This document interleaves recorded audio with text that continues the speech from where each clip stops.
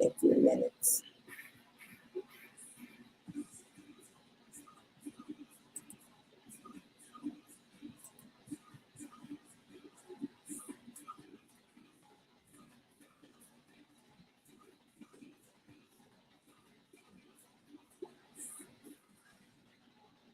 Georgia prisons. So it's going to give it a minute for a couple people to come in. Georgia prisons.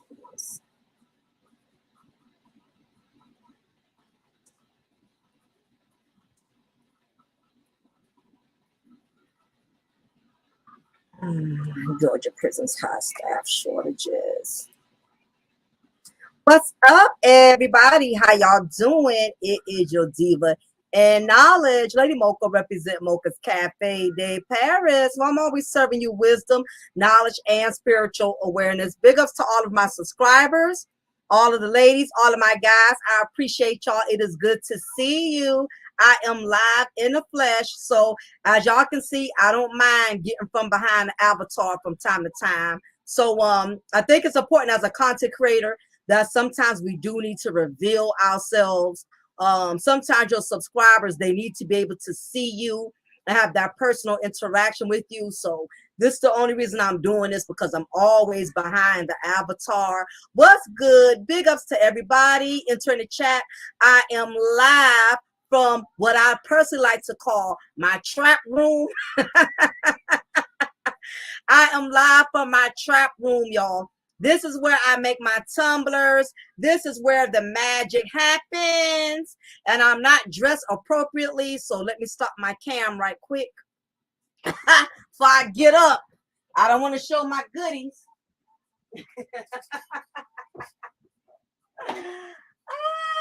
What's good? What's up, Titan? Nerly, Trent, what's up? What's up? What's up? What's up? Just moving some stuff around right quick. All right.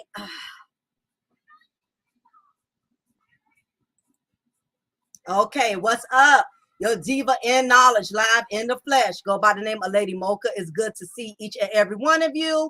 Hope everybody's day is going good thus far. I know it's been a while since y'all have seen me in the flesh. And like I said, I feel it's important that every once in a while your subscribers are able to see you and not always see you behind your avatar. So anyway, I thought it was imperative that I talked about this. As y'all know, I've done corrections for 2 years. I was a correctional officer. What's up, Paul? How you doing? Is anybody shocked that I still look the same way in person that I look on my avatar pic? I'm telling you, some people, they got to hide behind that avatar because they don't look nothing. They look nothing like the way they present themselves to look. And it's very addictive in these YouTube streets to hide behind this avatar, because a lot of times people don't want to show how they really look because they don't want to deal with the criticism. They don't want people judging them. They don't want people making a mockery out of them. Mocha, read my last message. Let me see what you say. Yes, because I am very much happy and I'm good and I'm not stressed. Yes, I put on some weight, but guess what? My weight is good. I'm not out here trying to catch nothing. That's for the sisters who trying to catch. I ain't trying to catch a thing. And guess what? I still look good. See, that is why a lot of people hide behind avatars, because they don't want anybody to have the room to be able to criticize, critique, or make a mockery out of their physical attributes. But I have the confidence, so I'm good and I'm spoken for, so I'm all right. I ain't trying to catch, but I feel you.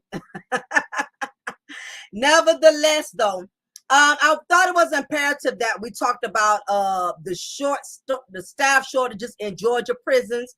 As I stated, I've been in corrections for 2 years. And anybody who's been a correctional officer, or if you have considered doing corrections, keep in mind that corrections is one of the most very stressful occupations. And there's so many prisons that need help right now. A lot of prisons in Georgia, as well as the jails, they are in desperate need of officers. And there's a reason behind that, because again, I've done it for 2 years. Corrections is not for everybody.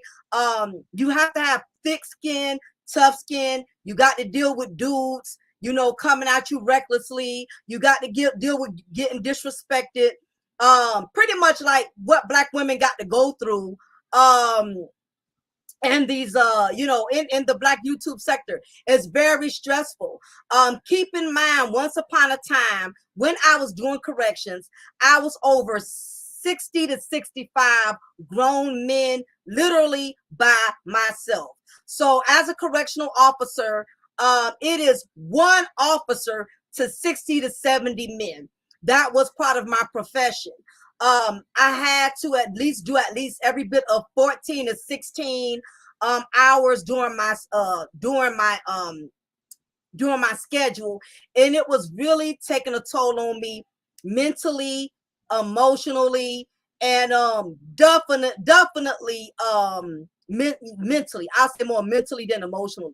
And keep in mind, that is the reason why there's such a high turnover rate in the corrections fields. It's already a stressful job because again, you have to be over so many people, and the people that you are over, these inmates, these criminal offenders, they don't like taking authority, especially when it comes from a woman. Sometimes it works for you and sometimes it doesn't. I was able to use my feminine energy sometimes to get men to cooperate and do what I need them to do. And sometimes you have some men that just cannot stand women, that don't like authority from women. So those would be the ones that would challenge me. But I would say for the most part, I didn't have a lot of drama. Most of the guys respected me. I didn't abuse my authority. I didn't talk to them like they was nothing. I still treated the guys with respect. I still treated the inmates like they were human beings. So I got further than most females. Now I would say most of the female correctional officers that would get disrespected was the young Black female officers. You have these young females coming in at 20 years old, coming in at 23 years old. They got these they hiring for whatever reason, these jails, these prisons are hiring these young females that's some of them not even 23 years old. And they put these young Black women in position over grown men. I had to be in authority over men that was 50 years old, over men that was 60 years old. In other cases, I had to be in authority over young men that were young enough to be my sons. Now, the young inmates are the worst. Young inmates, because these young guys like under 25, the young inmates were the most annoying because they don't have family. Most of them don't have family. They don't have wives.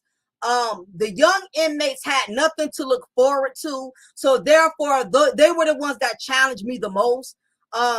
They didn't care about having, you know, unlike the older inmates, they want to go home to their wives. The older inmates want to go home where they could be at peace. The older inmates had jobs. The older inmates had careers. So the older inmates, they would never buck the system as much compared to the younger inmates. So that was the only relief I had. But the problem with corrections and the reason why there's such a high shortage is because the inmates are coming in younger and younger and younger now.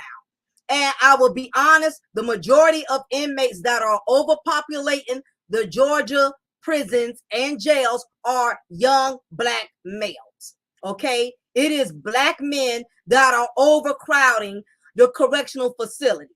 All right. Now, this doesn't negate the fact that you don't have other races like Mexicans and Hispanics, but the majority, being a correctional officer, I'm telling you from experience, not from what I heard or what somebody told me, the correctional facility itself, the majority of inmates who entered were Black males. Okay. And you're dealing with a generation of Black men that are very hostile, that are very angry. And the worst thing about it is most of the young Black males that entered the jail were entering the jail because they murdered other Black males. It's that black on black crime. So anyway, wanted to get into Georgia prisons and why it's such a high percentage of short staff. First of all, most correctional officers get treated like trash. I'm gonna be honest with you. If you ever been locked up in jail or prison, just because you see an officer acting a little cocky, an officer acting like they got all this authority, believe it or not, most correctional officers, they are the least to have the authority. Basically, as a correctional officer, you are only a babysitter over inmates. Correctional office, to be a correctional officer is the most least respected position in field. Correctional officers are not respected like street officers, like FBI agents, like parole officers. Correctional officers are like the bottom of the totem pole, okay? Unless you are a captain and above, unless you got high rank, you really, honestly, I'm gonna just put it this way. A correctional officer is just an inmate with authority. A correctional officer is the inmate with authority, meaning your only power, your only real authority is you have to maintain order with the inmates. You really don't get a lot of respect as a correctional officer. You just really don't. That's like I said, in law enforcement, you have the pyramid. And I'll say being a correctional officer, you are to the very bottom. Okay, so this is for people who are interested in corrections, or you always wonder what it's like, what really goes on in the background of being a correctional officer.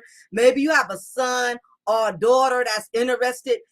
If you're not into corrections, this conversation is going to be hella boring because I'm not talking about black female fuckery. I'm not talking about black male fuckery. So if you're looking for that type of content, you're going to be bored here.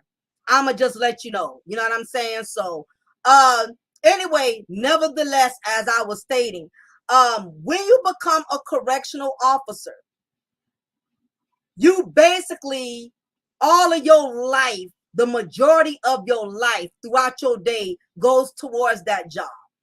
Most of these correctional facilities, they don't allow you to get much days off. You really don't get a lot of days off to be with your family. And the hours you work are very gruesome. Now, keep in mind, when you first apply to become a correctional officer, they're going to give you this sales pitch and tell you about all of the benefits that you can get. What's up, underrated darkness? How you doing? Tampa Supreme, good to see you, sir.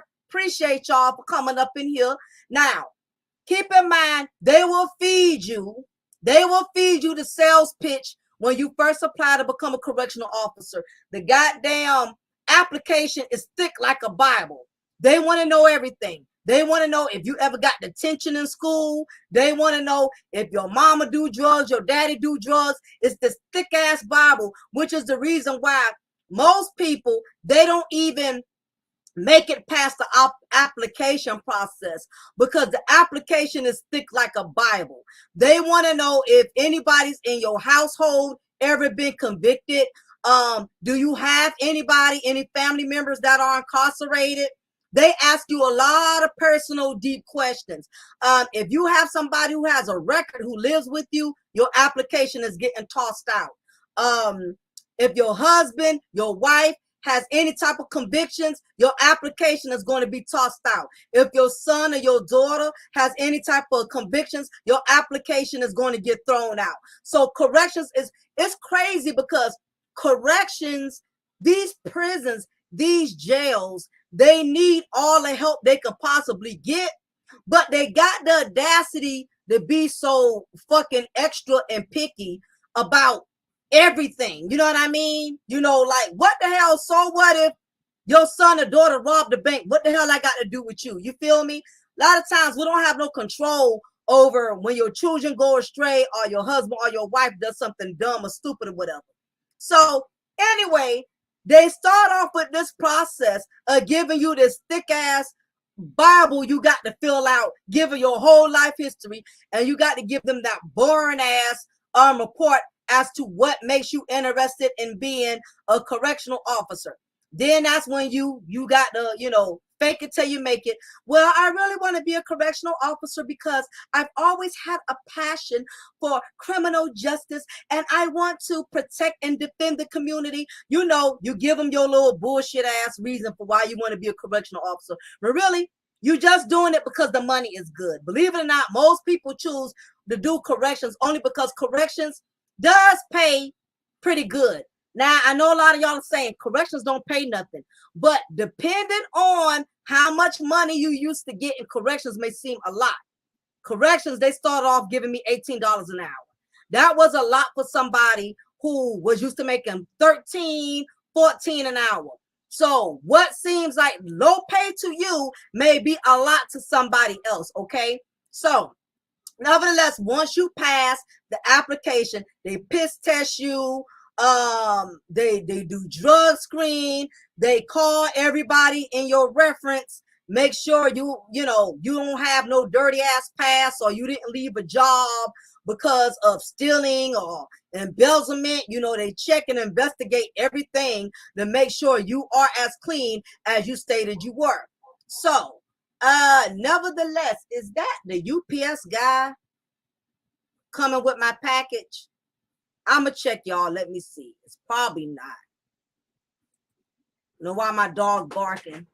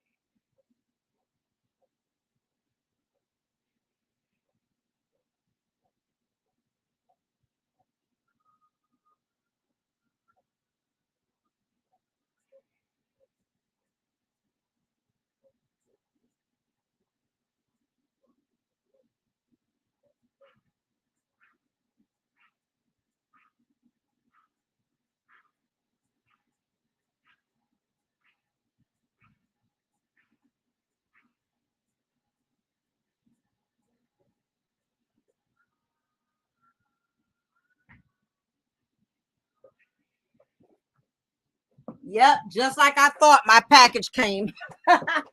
Oh my gosh. Okay, y'all, I'm back.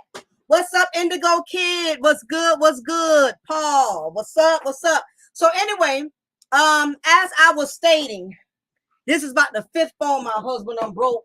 This man breaks phones like once a month. I don't get it.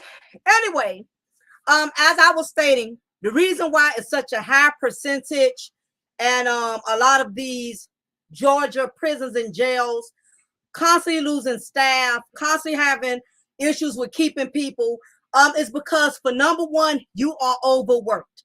When you first start corrections, they will lie to you, give you this sales pitch that, oh, you only work 12 hours. You get paid leave, you get paid holiday, you get paid sick leave.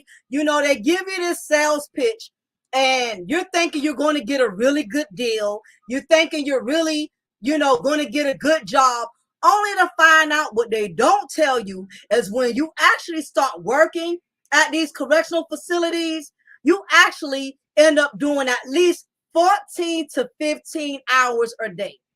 If you are a type of person, you got a bunch of kids at home, you cannot work corrections. If you have a wife that doesn't want to deal with the fact that you work long hours, you can't do corrections. If you are a husband, no, what I meant to say was, if you are a wife who has a possessive husband who does not like you to work a lot of hours throughout the day, he wants you to be home at a certain time, you don't want to do corrections. If you are a husband and you have a wife that doesn't like you being gone for long hours throughout the day, you don't want to do corrections. If you have children that you cannot keep at home for a long amount of hours without adult supervision, you do not want to do corrections. What's up, Victorian? Thank you for the $5 donation. And I'm forgetting to put y'all comments there. So again, I appreciate all the positive energy. Everybody coming in here being positive. You're not coming in here talking shady, acting shady, disrespecting the host. I appreciate it. Like I said, a lot of people rarely go live. They rarely show who they are because, again, you have a lot of subscribers that are disrespectful. They don't know how to talk to you. They don't know how to come in the chat room with adequateness. So again, I appreciate y'all for being respectful and being supportive. So nevertheless, I thought I need to put that out there. Now, this is how it works when you first, well, you know, before that, after they investigate you and all of that, they end up training you for like 3 weeks. You learn how to do sale searches where you're extracting the sale. You're looking for shanks. You're looking for contraband. They train you on how to do that. They train you on how to deal with inmate confrontation. They offer all of the 3-4 week training. Then you graduate. They give you this piece of paper welcoming you as an officer after you done did your goddamn oath or whatever the hell you call it. So anyway, your first 1 or 2 days, I will probably say the first month or so is rough because the inmates do not know you. They're trying to smell you out. They're trying to see if you are built for this type of profession. They're going to run game on you. They're going to try you. They're going to challenge you because the goal is to see if they can break you, especially when you are a rookie. You're going to get tried. It also depends on how you're being trained. I've seen a lot of officers start off on the wrong foot simply because they were not trained correctly. Let me tell you who are the worst trainers. Let me tell you who are the worst trainers when it comes to officers. Older Black women. These jokers are the worst when it comes to training first-time rookie officers. Older Black women over the age of 50, they are the worst trainers when it comes to officers. And the reason I say that is because a lot of these older Black women are set in their ways. And on top of that, they carry like this, they have an attitude that's already ingrained in them. And because they've been there so long, they have gotten accustomed to authority to the point they tend to abuse it. Okay, so I've seen a lot of officers end up quitting within a week or two because they were trained by older Black female officers. True story.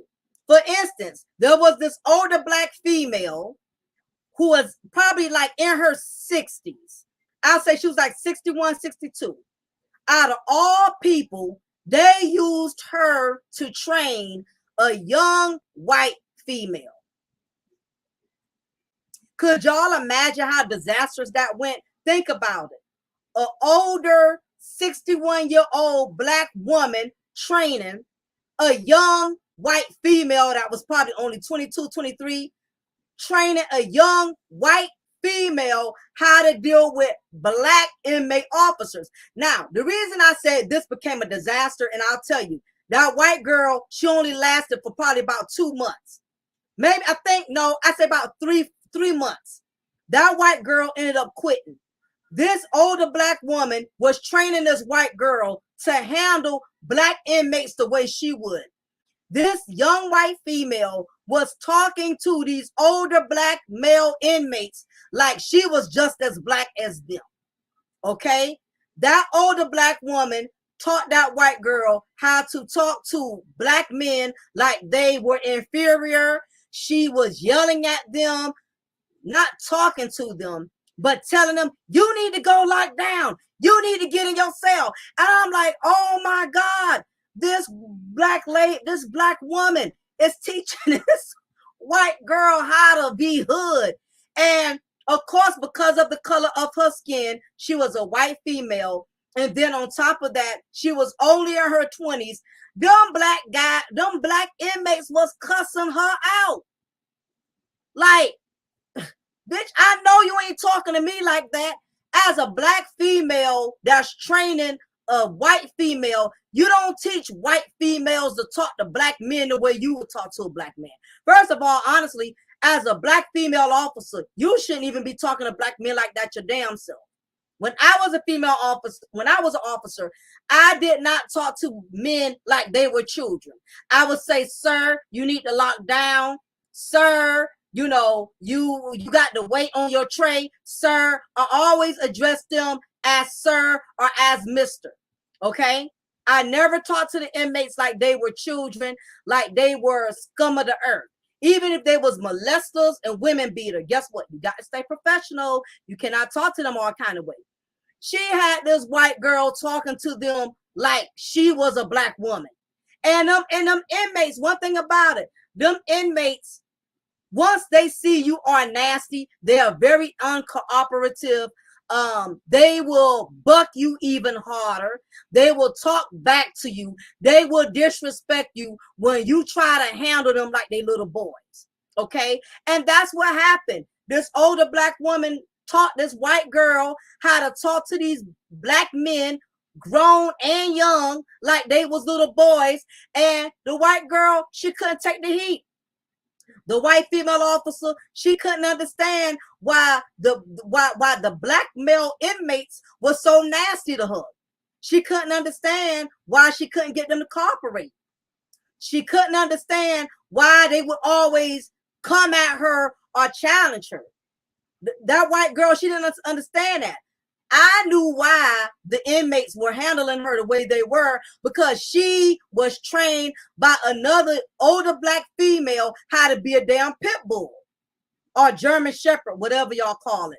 That white girl quit within 3 months. She couldn't handle it. She couldn't handle it. So one of the reasons why the Georgia prisons have such a high staff shortage is because they are trained from the gate improperly. Okay? Whenever you have a rookie coming into the correctional facility who's just getting a uniform, who's just getting a badge as a correctional officer, you cannot teach these rookies how to act like they top dog, how to act like, you know, they so superior. That's the worst thing you can do, because what will happen, these inmates are going to react. These inmates are going to buck. And when they do, the problem with the rookie is not prepared for the backlash. And that's the problem. Now, when I became a jail trainer officer, I made sure when I trained female officers, I would study how that female officer would talk to the men. Matter of fact, there was a young black female officer. She was like 22 years old. I had to train her for a couple of weeks. Now, the first couple of weeks, I kind of sat back and watched her demeanor with the inmates. I watched how she talked to them. I watched her body language, because I want to see how she would interact with inmates in the event nobody was watching.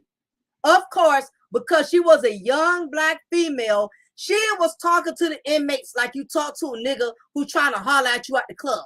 Boy, get out my face. Man, nigga, please, bye. Boy, bye. I'm like, wait a minute. You cannot talk to these. I had to pull her aside. I said, look here, young lady, you cannot talk to these inmates like you would with a dude at the club who's 50 and wearing a throwback jersey trying to holler at you. Man, you cannot talk to these guys like that. She came in the facility talking to these young black men like they was hood niggas. And that's fine in the streets, but like I had to make her understand, these dudes outnumber you. It's only one of you, and it's 60 to 65 inmates. You can't be talking to these guys all kind of way. Seems that poor rookie got set up by the older woman. Just a theory. Yeah, Paul, to a certain degree, but the problem is a lot of these older black women, they think they know every fucking thing. They think they know everything. Especially those ones who've been on the police force, who've been in corrections for years. They think they doo-doo don't stink. And I noticed that, you have a lot of these black women, and I'm not going to say that's the case for all black women, but some of these black women, when they are in a position to have authority, because truth is, a lot of them don't have authority over their own personal life. A lot of these females come on these jobs throwing their weight around, throwing their authority around, because the truth is, a lot of them ain't got no authority with their own personal life. A lot of these older black women, they got sons at home who still living off of them, who they still got to take care of. They got their own grown children who they have no authority over. They have their husbands who they have no authority over. So when they come to work, that is the time where they abuse and use all of their authority because they are in charge of something. And this is just one of those things. So anyway, that's why a lot of officers do not last. You get the wrong people that train them. When I saw this black girl talking to these inmates all kind of way, I had to let her know she couldn't talk to them like that. I said, these guys, they are inmates, but they are still human beings. You can't be telling them to get the fuck out your face or boy, bye, because you got to look at it this way. If something happens to you, none of those guys are going to come to your rescue. None of them inmates are going to look out for you. Couple of times, I remember one time I tumbled coming down the stairs and I had almost hurt myself, but 3 of the inmates came to my rescue. They ran to my rescue and actually lifted me up off the floor. They didn't grab my ass. They didn't grab my waist. They didn't do nothing appropriate. I've had situations in which I had inmates come to my rescue. I have. And it was only because I was one of those female officers. I had a cool, calm, and collective demeanor. I treated those guys like they was human beings. So if anything happened to me, they always looked out. I kid you not. I had inmates look out for me more than my own co-workers. I kid you not. I've had inmates who saw that I was tired, falling asleep behind my desk, because I had been working over 12, 13 hours. I had inmates have more concern than my own staff. I've had inmates say, so-and-so, Officer T, I know you tired. How many days they got you working this week? Didn't you just work yesterday? Listen, you work too much if even the inmates are saying you work too much. I had inmates who was watching my schedule and they saw that I was working too much. They saw that I came in Monday, turned around, come in Tuesday, came in Wednesday, that was supposed to be my day off, come in Thursday, come in Friday, supposed to be my day off. I've had inmates show more empathy and sympathy than my own staff. And I ain't gonna lie, I know sometimes it was game, but at the same time, I tell you, them inmates, depending on how professional you are, as long as you ain't getting personal and you not having inappropriate conversations with them, in some cases, them inmates will look out for you. They'll have your back. But if you doing extra stuff for them, you getting personal with them, and you fraternizing with them, that's when you set yourself up to get played as an officer. You still got to be professional no matter what. So anyway, I will have to train these females, especially black women, because we already have an attitude. A lot of times we have attitudes. A lot of the times we give off this energy of being a bitch. So a lot of the black female officers, I had to break them out of that right away. I said, you listen, if you have problems with your man last night, don't come here with it. Okay? If you find out your man was cheating on you because you found a text message in his phone, all that shit got to go out the door. You can't come here with a personal chip on your shoulder, because that is something that women are known to do. Women are known to have displaced anger issues, other shit going on in their personal life. They want to bring it to the job, talking to employees all kind of way, talking to co-workers all kind of way, which honestly is the reason I honestly don't want to be under the leadership of older Black women. I have had my share of being under leadership of older Black women, especially the ones who are not married, especially the ones who are bitter, especially the ones who are jealous. Let me tell you something. Some of these sisters have a color complex. I have had dark-skinned women just handle me for no apparent reason, just disrespect me. I've had older Black women who have been my sergeants, who have been my lieutenant, who have been my superior. I have went to these sisters, letting them know certain things I was struggling with within the department, within the assigned unit where I was. These same older Black women would weaponize my complaints instead of listening to me, adhering to me, or at least giving me some advice, let me know how I can cope and how I can manage better working in a facility, working in the jail. The problem is some of these older Black women, they are intimidated by younger Black women, especially if you are married, especially if you are pretty, if you are attractive. You know what I'm saying? These older bitty, women, Black women, women over the age of 50, they don't take a liking to younger Black women for whatever reason. They are envious of your youth, envious of your looks, or envious of the fact that you are married and have a husband. You'll be surprised. You just have women who will despise you over the most pettiest things in the workforce. You know what I'm saying? So I dealt with a lot of that as a correctional officer. You know what I mean? Just because you come in with your hair looking nice, just because you come in with rings on your finger and stuff like that, these females will size you up and will look for a reason not to like you. And it's definitely, it happens a lot, especially in the corrections, in the police force. Don't think that just because you see people with a correctional uniform on, they're automatically family. That family shit does not work when it comes to these correctional facilities, especially Black people. It's always this undercover hateration. They don't like you because you might be a Black woman that will speak your mind. They might not like you because they know you married. They might not like you just because they know you educated and you got other shit going for you. And if you want to leave this $18 an hour job today, you can. Some of them can't leave the job because they don't have a man taking care of them. They don't have family looking out for them. So a lot of these older women was confined to working, having to stay and work at these correctional facilities because they were stuck there. So anyway, a lot happens when you are a correctional officer. Like I said, you never go home on time. This is one of the biggest issues. The overtime is number one. Overtime is the biggest headaches of being a correctional officer. What I mean by mandated time, mandated overtime, meaning your ass got to come in whether you want to come in or not. They don't care if your grandmama dead, if your dog died. They don't care. You automatically get a schedule once a month.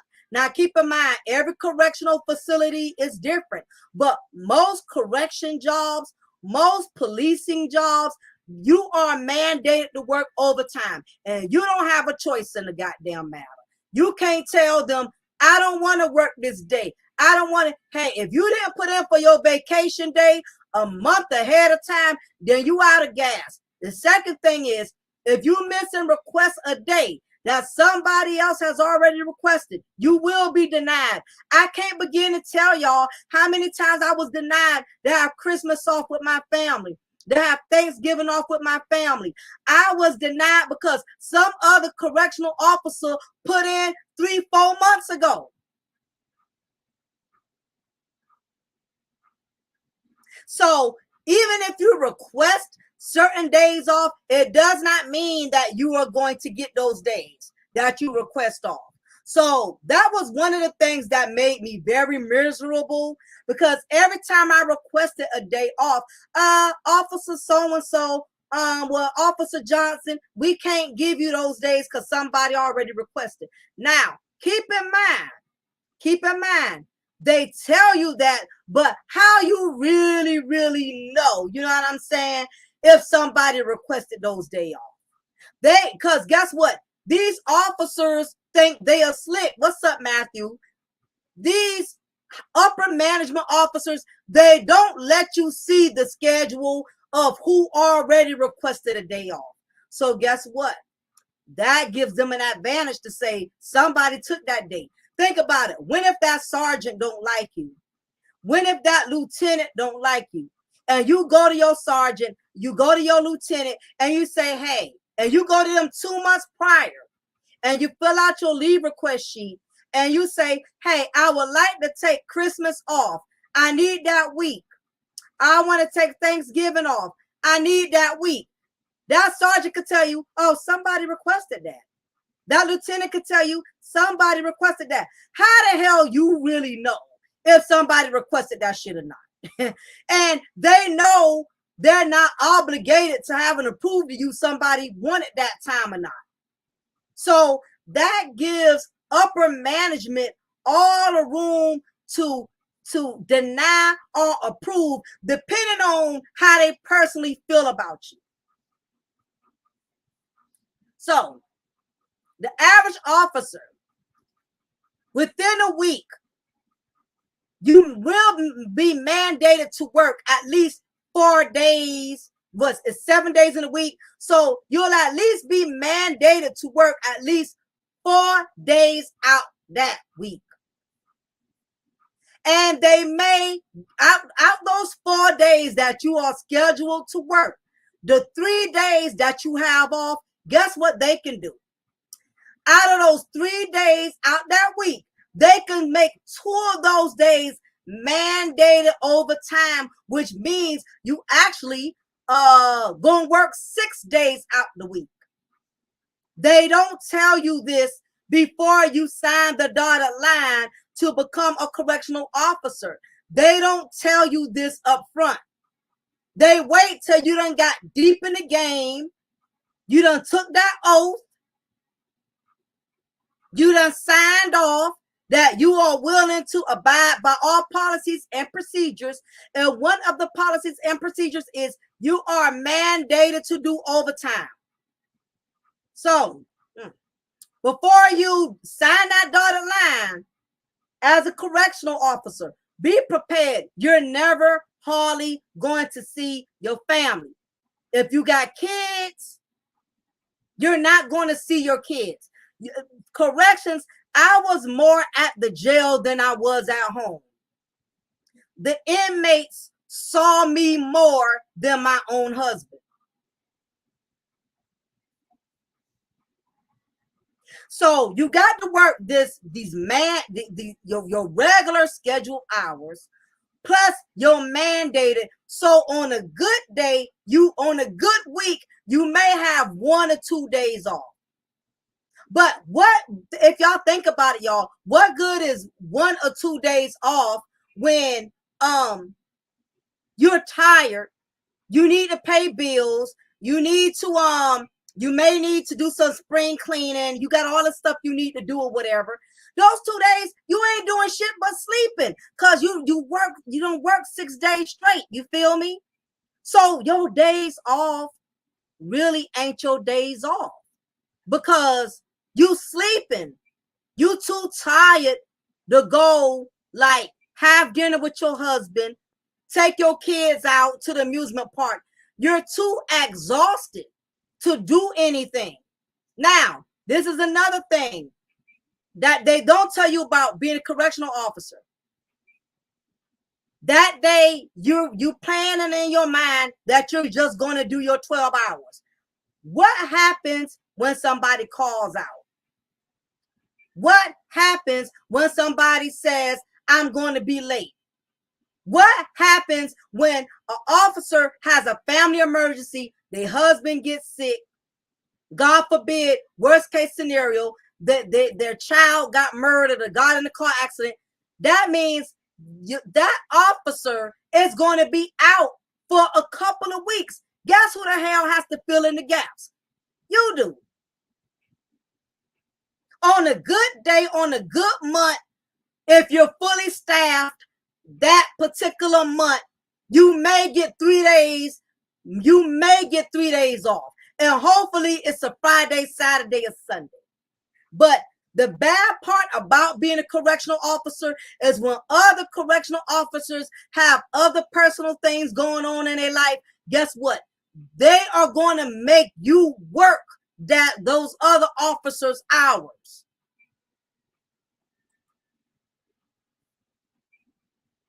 If an officer gets sick, I've had to fill in thinking I done work my 12 hours. I'm thinking I get to go home, get some sleep, go home and see my husband, because I've been working 4-5 days straight. I'm thinking, okay, I'm going to get off what? My average schedule, I work night shift. So I was there 7:30 because you got to go to what's called your debriefing, is when you have a meeting for about a half hour before they send you to your unit. Okay. What I was going to say. So really you ain't got to be to work till 8. But as a correctional officer, they tell you being on time is not being on time. Being on time is having your ass there 15 or 20 minutes early. So you get there at 7:30, listen to this boring ass 30-minute debriefing about what inmate stabbed another inmate, what inmate threw shit on the officer or piss on the officer that day. After listening to all those shenanigans, they cut you loose. Okay, y'all, go ahead, report to your unit. You get to your unit, it's about close to 8 o'clock, whatever. You got to sit another 15 minutes because now when you go report to your unit has to tell you about everything that happened the morning before, throughout day shift. So as a night shift, you know what you're going into. They'll tell you, okay, inmate in cell number 23, he's having a bad day. He tried to commit suicide. Make sure you keep an eye on Johnson in cell number 13. Inmate Brown and inmate Jenkins, they had a physical fight today. Both of them on lockdown. Make sure you don't let neither one of them come out. Inmate Kelly, he didn't have his medicine today, and you know he's mental illness, so he may act out today. He may, be cursing you out the blue for no reason because he didn't have his medication. So anyway, you listening to all of this BS before you even get into your unit. You have to listen to all this. Let me see, because I see my chat thing is acting crazy. Just making sure it's not on my end, y'all. Just making sure we good. See what's going on here. Okay, no, looks like everything's good in the chat. Okay, so anyway, you get there, you got to sit another 20 minutes.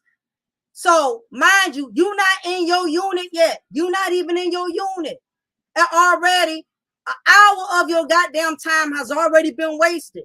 All right. So as soon as you get into your unit to relieve the next officer, now it's going to be another 20 minutes because this officer has to brief you on stuff that happened in that wing. Because you have your unit. No, first you have the jail, or the prison, the unit, and then the wing. The unit is where you have like 4 different wings, 4 different areas. Each wing has like 40 cells, or I think it's what, 5, 6, 7, 8, 9, 10, 11, 12, 13, 14, 15. I think it's probably 20 to 25 cells, and maybe it's 2 inmates in each cell. Okay, so you got to listen to more bullshit when you get to your wing, to your unit.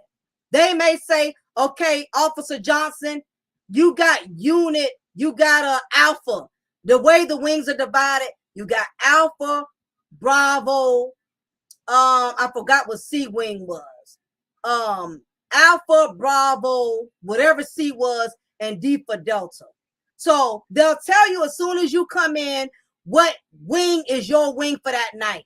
Now, most jails, most prisons, if you're an officer there, usually it rotates. If you did Alpha, now it's your turn to do Bravo. If you did Bravo, oh, C for Charlie. Now it's your time to do Charlie. But each Alpha, Bravo, Charlie, Delta, each wing has every bit of 50 to 65 inmates.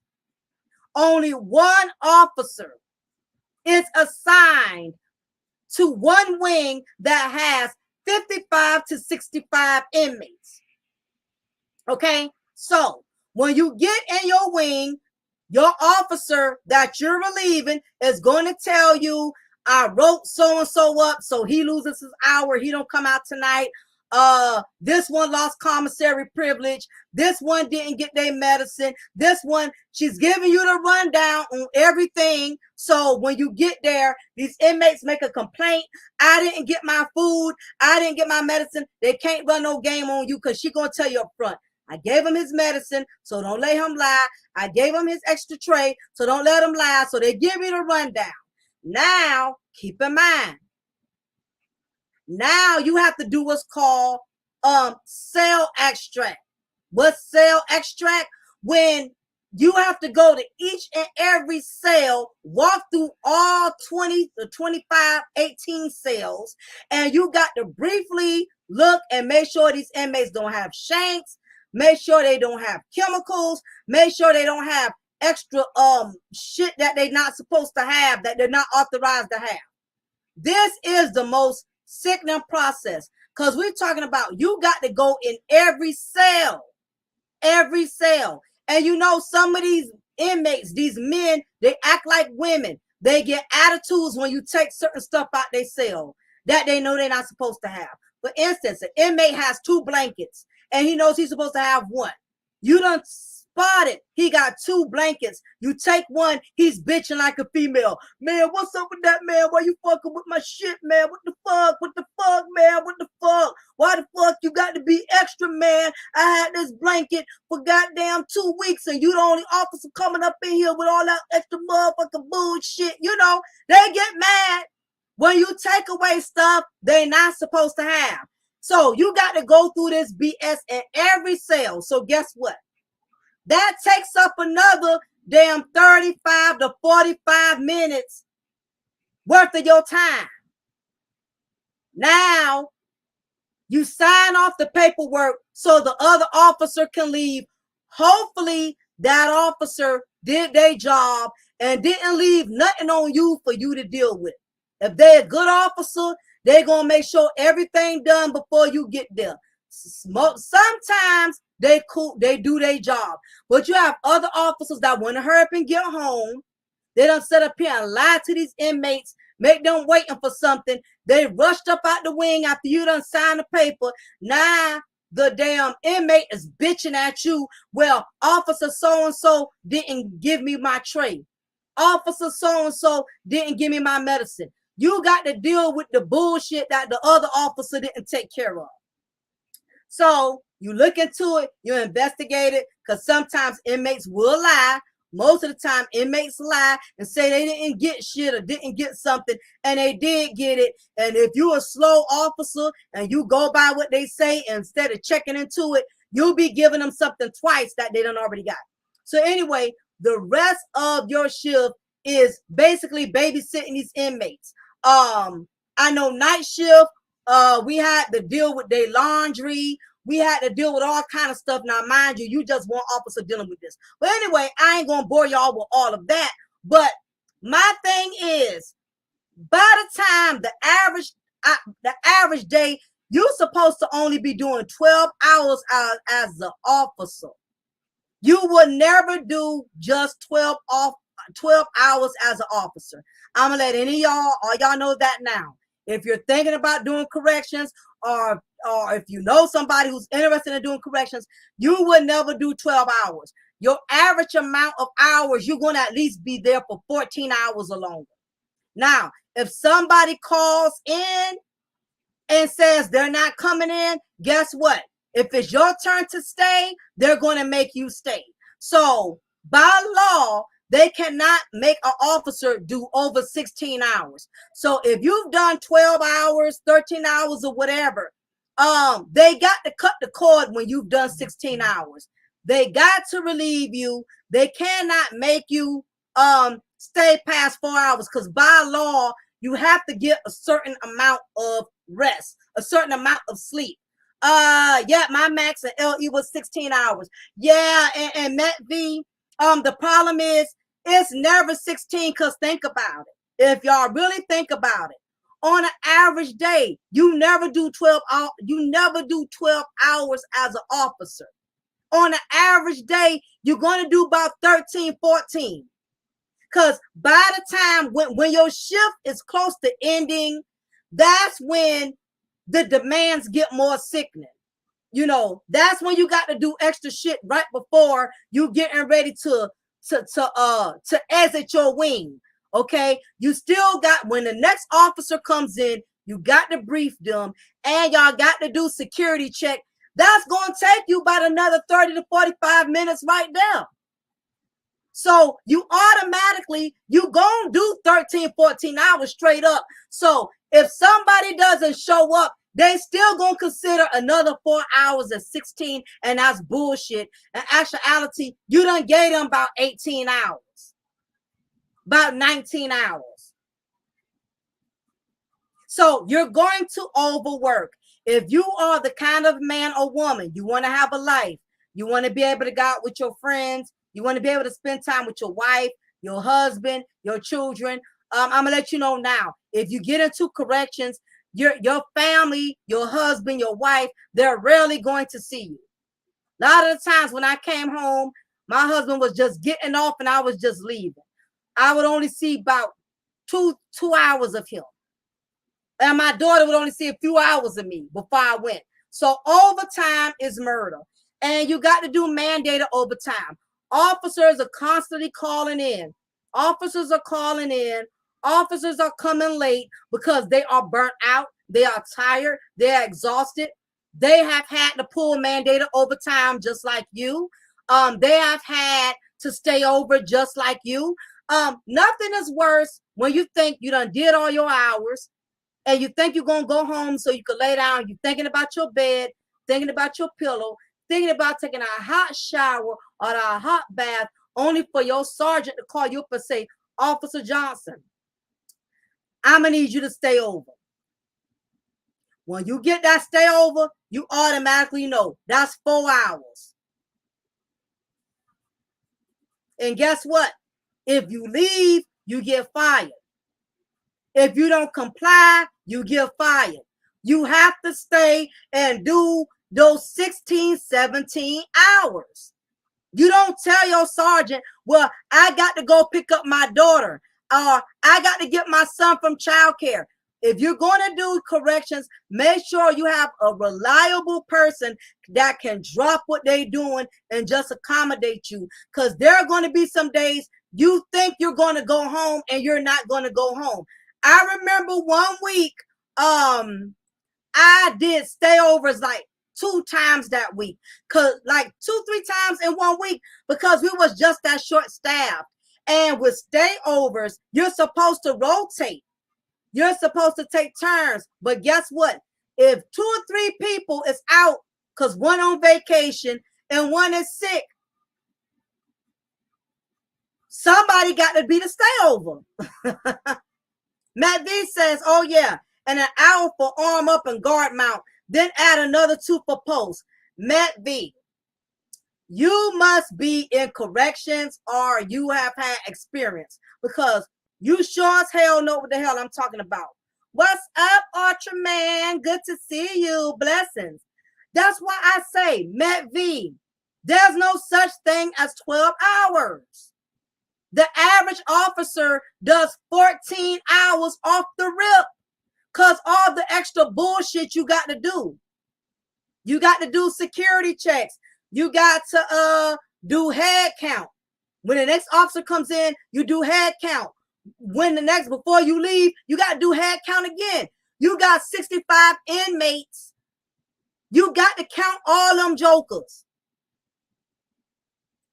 Blessings, Ultraman. Used to be law enforcement 5 years. Okay, so I'm glad, Matt V, you are in here, so you can definitely co-sign and back me up on the things that I am saying. So you're going to work a lot. And this is the reason why a lot of the prisons in Georgia are short-staffed. Wilcox, Wheeler, Smith, which is one of Georgia's most dangerous prisons. Nobody wants to work for goddamn Smith. Then you have Allendale State Prison, which is an all-women's facility. All of these Georgia's correctional facility centers are short-staffed, okay? And it's gotten bad. Matt V, I heard one female tell me she was working at Claxton County Jail. And we know jail and prison is not the same. For those of you who don't know that, jail, those inmates are just assigned there until they go to court or until they ship them off to prison. Prison is where you actually have the lifers, where you actually have people who have been sentenced, okay? I never worked in a prison. I worked out of jail. I was never allowed to work out of prison because my husband would not allow it. He said, hell no, absolutely not. You're not working at no prison. So my husband did not want me working for a prison. He said he would not approve of it under any circumstances. So she worked at Claxton County Jail. How about her jail came up with a policy for officers on their day off, they have to do overtime at other prisons. Other prisons. That's how bad it done got. They trying to send officers. They shitting on officers big time. Yeah. Now, Met V, at the prison, at the jail where I worked at, you would only get extra pay on your days off. Like if you're mandated overtime, you'll get about 25. You'll make about $25 an hour. Only on mandated overtime. That's how they get you. Because on the days you're supposed to work, you get your regular $17, $18 an hour. But if you come in and do mandated overtime, they pay you $25 to $23 an hour. But the catch with that is the more money you make, the more Uncle Sam gonna take. So you really don't goddamn see that money till you file your taxes. Because I was getting almost $400-$500 worth of taxes taken out of my check before I even saw it. Yeah, I just, it was definitely an experience, Ultraman. It was definitely an experience, and I know he's relieved that I no longer work there in a sense. So, when things didn't work out, he wasn't even mad about it. He didn't even lose sleep about it because he really didn't want me working there after the things that I was kind of going through.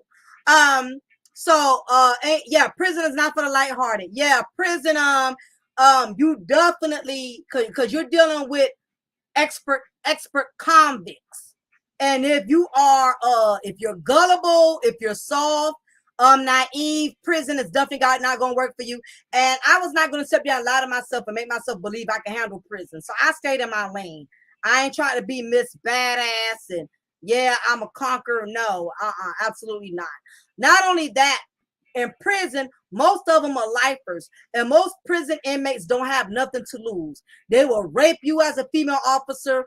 Hell, they already got 30, 40 years. So what if they get 10 more? They'll stab you, whatever, So, no, I definitely wasn't going to work in no prison. I'm not Billy Badass. You get what I'm saying? So, anyway, like Matt V stated, you're going to work way more than you're prepared to do. This is another issue for why a lot of people are quitting corrections. You are constantly moving around in the facility. They never allow you to stay at your same post where you are comfortable. You're not allowed to stay in the same unit where you are familiar with your inmates are familiar with you. I cannot tell you how frustrating it is as a correctional officer when you go to work and you think today is going to be a regular day, and you think you're going to go to your same unit. Your inmates know how you are. Your inmates, you got them trained to respect you. You have inmates in Unit 6. They know how Officer Johnson is. They know when I come in, they know what they expect of me. They stay in a lane. I stay in my lane. I give my directives, and me and the inmates had an understanding. They knew how far to take it with me. I knew how far to take it with them. And this hasn't been easy. I had to break these guys down for 2-3 weeks to get them to respect who I was as an individual. Now that I got these dudes trained and I got them disciplined, y'all gonna tell me today out the blue, Johnson, we got to relocate you to Unit 3.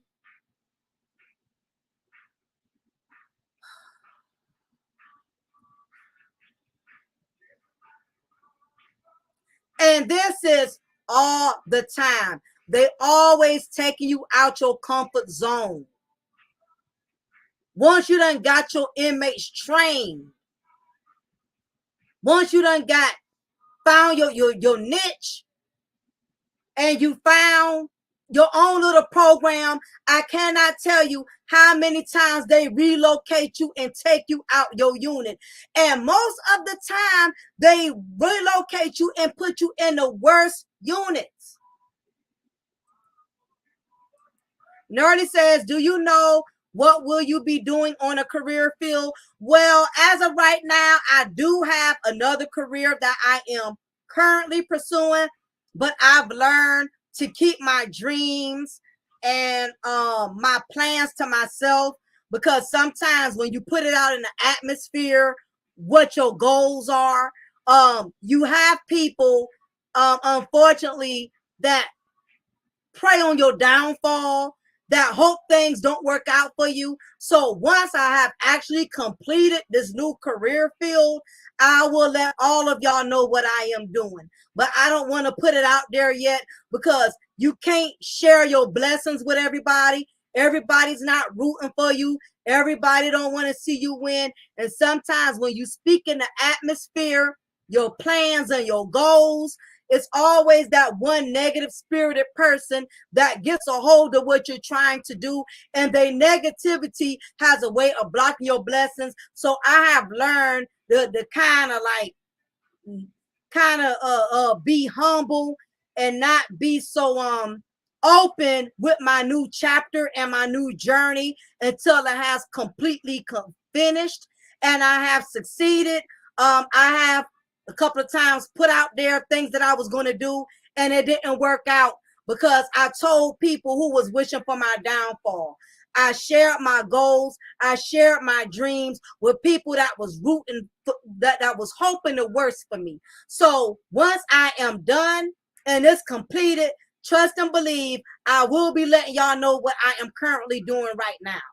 Now, I am doing my little Tumblr business thing, but that's just my hobby. But I am currently seeking another career right now.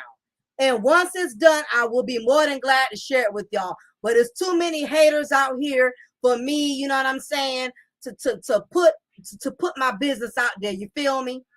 Not to be a Debbie Downer, but it's too many hating ass people that you can't share your blessings with everybody, because they rooting for stuff to go wrong for you. But I will tell y'all in due time once I'm finished it. People have the misconception that the people in for murder are the worst. No, it's the con artists and the rapists. You know what? I find it very strange that you said that, Medvi. Most offenders who created murders, they were the most polite, helpful inmates I have ever seen. A lot of the times you as an officer, you can pick and choose inmates who you wanted to help clean a facility, or wipe down the tables, help with the laundry. And most of the guys that committed the most serious offenses, I would be able to get them to do more than the child molesters, then the registered sex offenders. Yeah, all inmates that are murderers are not mean, not nasty, not disrespectful. In fact, I have had my share of the most respectable murderers. I've had my share of the most respectable murderers you have ever met. Yes, ma'am. No, ma'am. If I tell them to lock down, they lock down. It's the con artists. Yeah, it's the smooth operators that are slick and sneaky. Think they could finesse women because they look good and they got nice size, king size package. They are always the worst. But I agree with you, Matt B. Only people in law enforcement or past law enforcement experience understand how that works. So that's the that's the other problem, is that you know, you have a lot of, you know, of demands that are expected as a correctional officer. Another issue being a correctional officer is the staff is more dirtier than the inmates. The staff is more conniving. The staff is more low than inmates. Now, I know there's a misconception that officers, like, they get their jollies off of ruining inmates. I know that a lot of you out here think that officers only want to do other inmates in. I know a lot of y'all think that officers respect their fellow co-workers. I know a lot of y'all want to believe that all officers are a team, and it is far from the truth. Officers do not stick together. I repeat, officers do not stick together. I know the inmates want to believe officers have each other back. I know a lot of y'all want to believe that officers stick together and defend each other's corrupt behavior. I am telling y'all from personal experience, officers are dirtier than inmates. Let me tell you what officers don't want to penalize other inmates. Officers don't have fun penalizing inmates because they know that inmate is already down on their luck. Officers really don't have a lot of fun trying to ruin the lives of inmates. I know y'all want to believe that. I know y'all want to believe that officers only want to make things hard for the inmates. That is far from the truth. Matt V is telling you, and he had law enforcement experience and all of that. But I can tell you, officers get off by hurting or throwing other officers under the bus.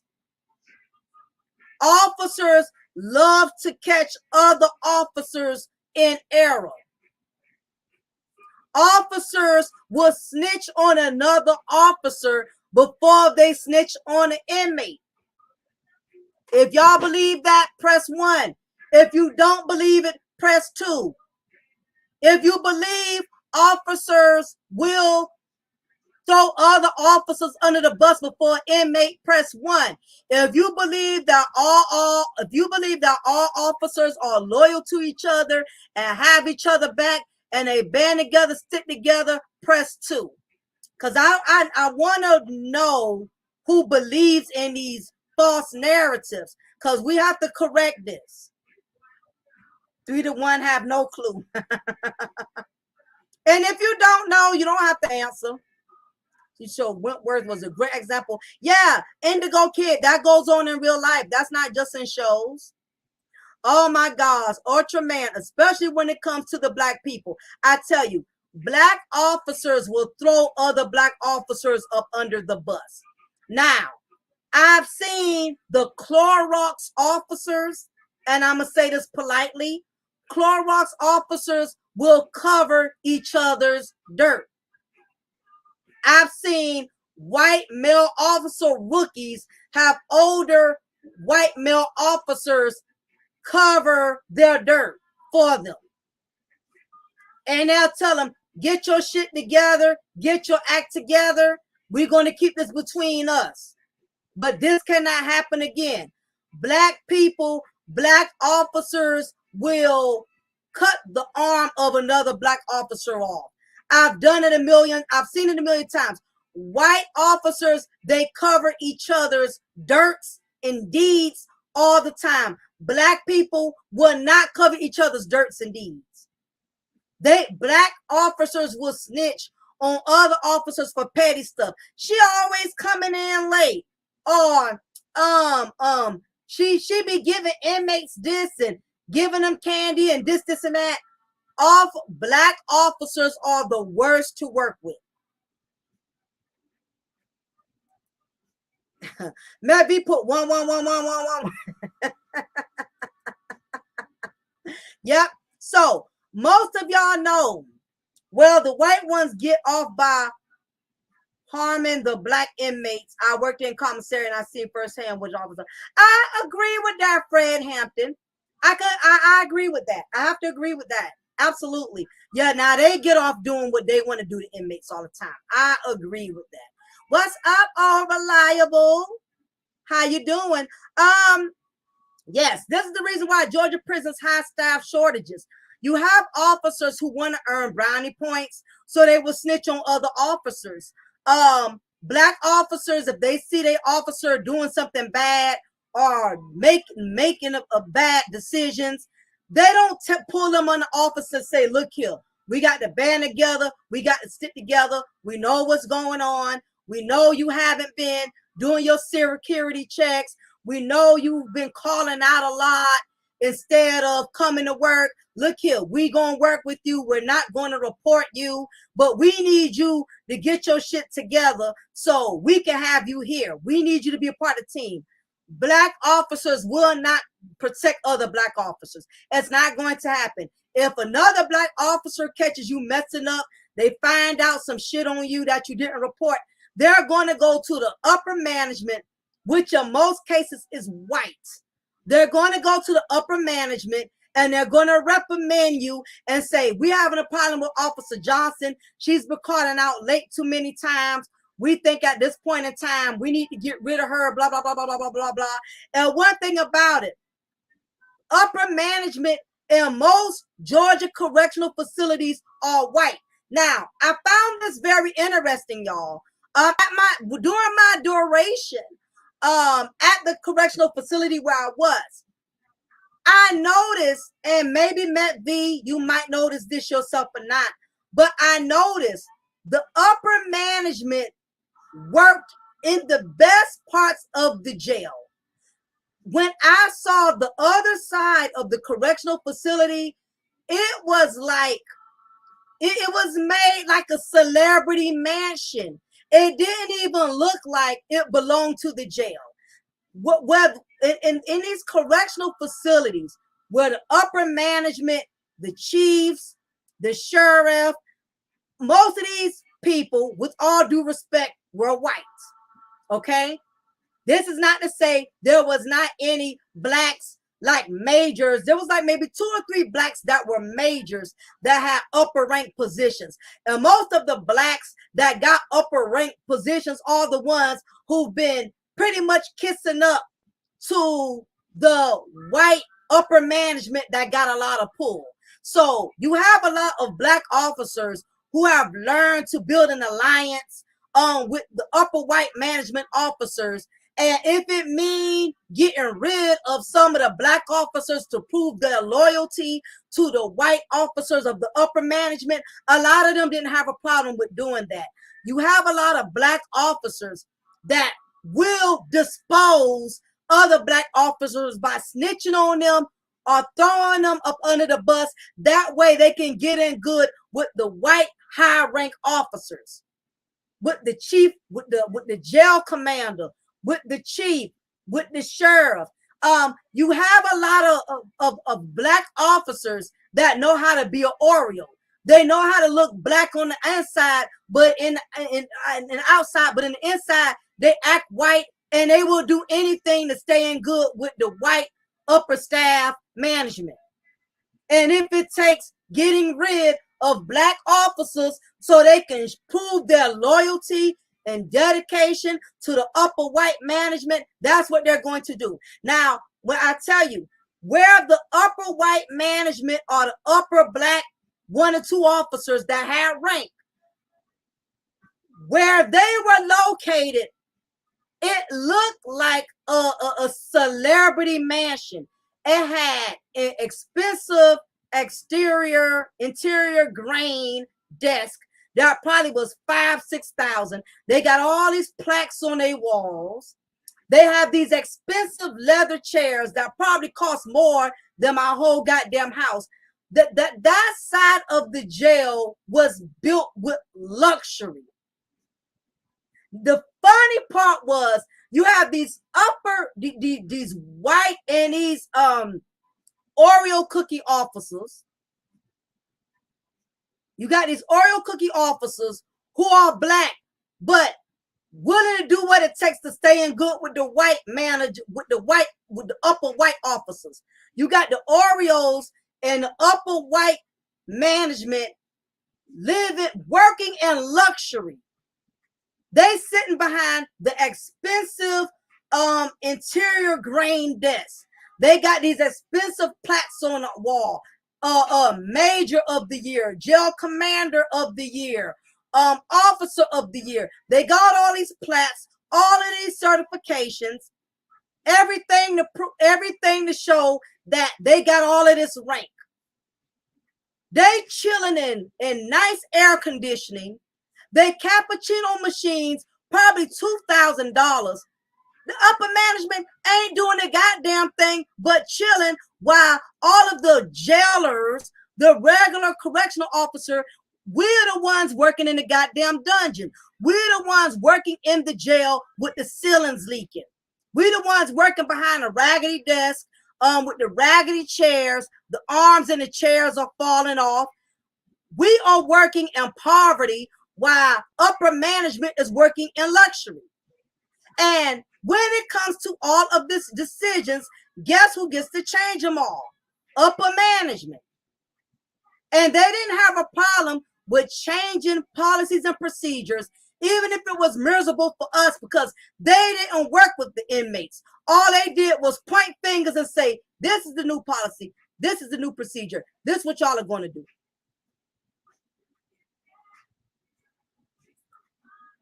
Filipino officers. Oh, yeah. Yeah. Black officers, Filipino officers, they will snitch on you. Latino officers. Oh, you ain't lying, because we had a Mexican female officer. She still works there to this day, because snitches keep their jobs for years. If you are an officer snitch, they're gonna keep you around for a while because you the one that rat and you tell everything. We had one that was Mexican, and that broad snitched on everybody. Told on all the officers. Every little thing she saw, she snitched and told it.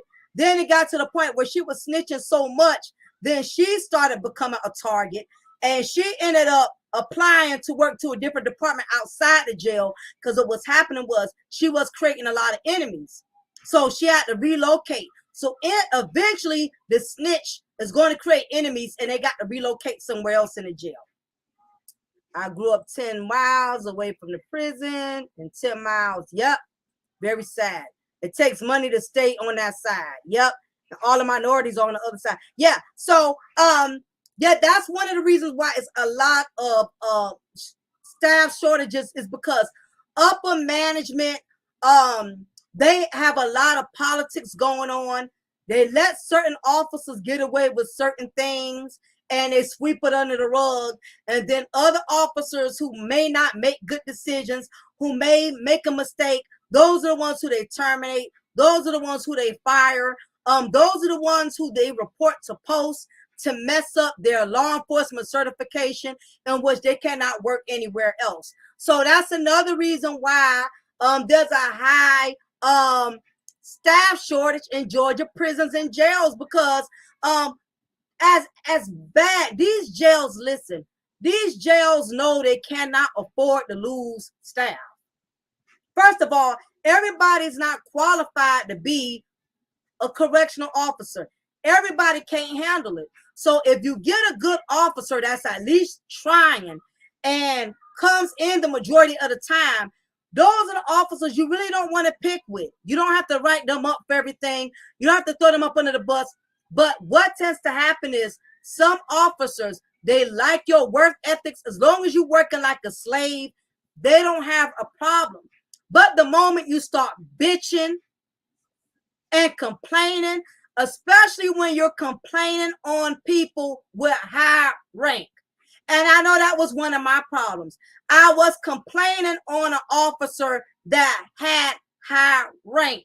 So I became a threat. One thing about veteran officers are going to look out for their veteran officers. In other words, if you're an officer and you've been there for 30-something years, right? And you cool with this other officer who done been there for 20-something years. Y'all been at this facility for years working together. And here it is, this rookie who done only been there 2-3 years is constantly bitching about one of your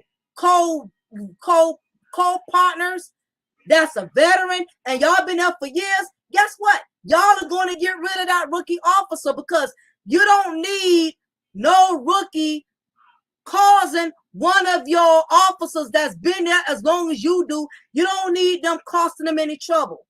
So another thing, as a correctional officer, if there are older officers doing you in and they got a lot of rank and they've been there for years, I don't advise you to complain, because they are going to cover each other. Veteran officers, look out for veteran officers. You cannot be a rookie, only been there for 6 months, and you bitching about somebody who done been here 20, 25 years. They are going to stick together. Veterans will never let a rookie, even if that rookie is 100% in the right. As a rookie, you could be reporting a sergeant or lieutenant because you see them doing some dirty shit. You see them partaking in unethical behavior. But if you report that veteran, you report that sergeant, you report that lieutenant, you report that captain. If a rookie reports a high rank officer, they're going to find a way to get rid of that rookie, because you become a threat.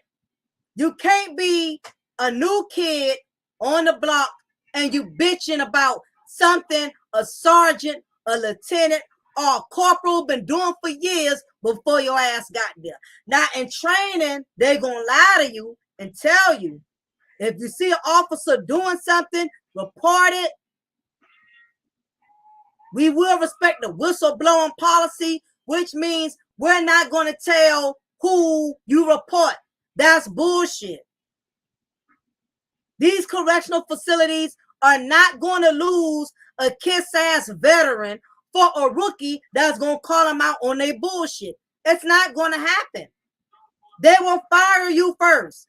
You make one mistake, because you're a human being, they're going to capitalize off that mistake and say, okay, we can use this to get rid of her. We can use this to get rid of him. You can't complain about nothing. You go in, make your money, but it's a lot of people who can't live with working around corrupt ass people. So you have a lot of officers either getting fired for calling veterans out on their bullshit, or they either quitting or walking away. So that's another reason Georgia prisons have high staff shortages. They don't respect rookies. They don't respect you because you ain't put a lot of years in the game. You ain't got a lot of rank. And rank don't mean nothing. I know people that are lieutenants and sergeants, and they don't do nothing no better. And I've seen corporals who do a better job than lieutenants and sergeants. But you cannot challenge, you cannot report a veteran. A lot of officers know this and they leave. What's up, Ishmael? So that's another reason. Georgia prisons have staff shortages. As I mentioned earlier, and I lost my train of thought. But the problem working in a jail or a prison is they are always moving you around. I know I mentioned this earlier, but I forgot to add my point to it. You could be in a good unit, the unit you assigned to. You've been in that unit for 4 months. You get along with the inmates. You get along with your staff. Because 3 or 4 officers quit Unit 3, which is the worst goddamn unit, they'll come up to you out the blue and say, hey, Officer Johnson, starting next week, we're going to need you to work at Unit 3. I hated that. Oh, my gosh. I hated that with a passion. I hated constantly being taken out my unit and being transferred to other units because other officers either quit, got fired, or some upper management, they just want to be nasty.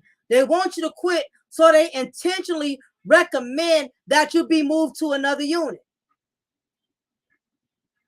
So if you're the kind of person, you want your routine to pretty much stay the same, do not become a correctional officer.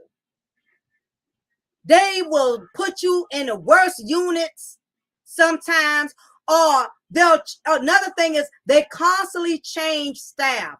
So you can have a sergeant over you that's cool, try to work with you, try to work with your schedule. They will take that sergeant and put that sergeant somewhere else and replace them with the sergeant that's an asshole. You can get the sergeant that's cool, will kind of let you pick your schedule, will kind of let you come in late, and they chill. They take away the chill sergeant and let the asshole sergeant who don't work with you, got this, you gonna do what the hell I say do.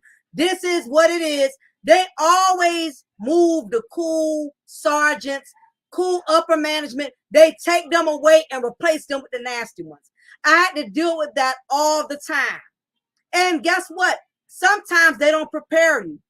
You come to work one day thinking you're going to work with your same sergeant. Oh, there goes Sergeant Griffin. He's cool. He's laid back. He's chill. He ain't extra. You get to work that morning, they tell you, oh, Sergeant Griffin is in Unit 1 now. I'm like, oh, no. Now you got to adjust to the new sergeant, the new lieutenant. And guess what? A lot of them can bend their own rules. The jail doesn't have it to where all corporals and above have to be on the same level. You got some corporals and sergeants and up that's laid back, chill. Long as you come to work, they don't bother you. I had a sergeant one time. This joker was from Haiti. He was Haitian. Now, keep in mind, Haitian men are automatically, they're already very dominant in their own way, which is cool. Okay. This joker was a micromanagement.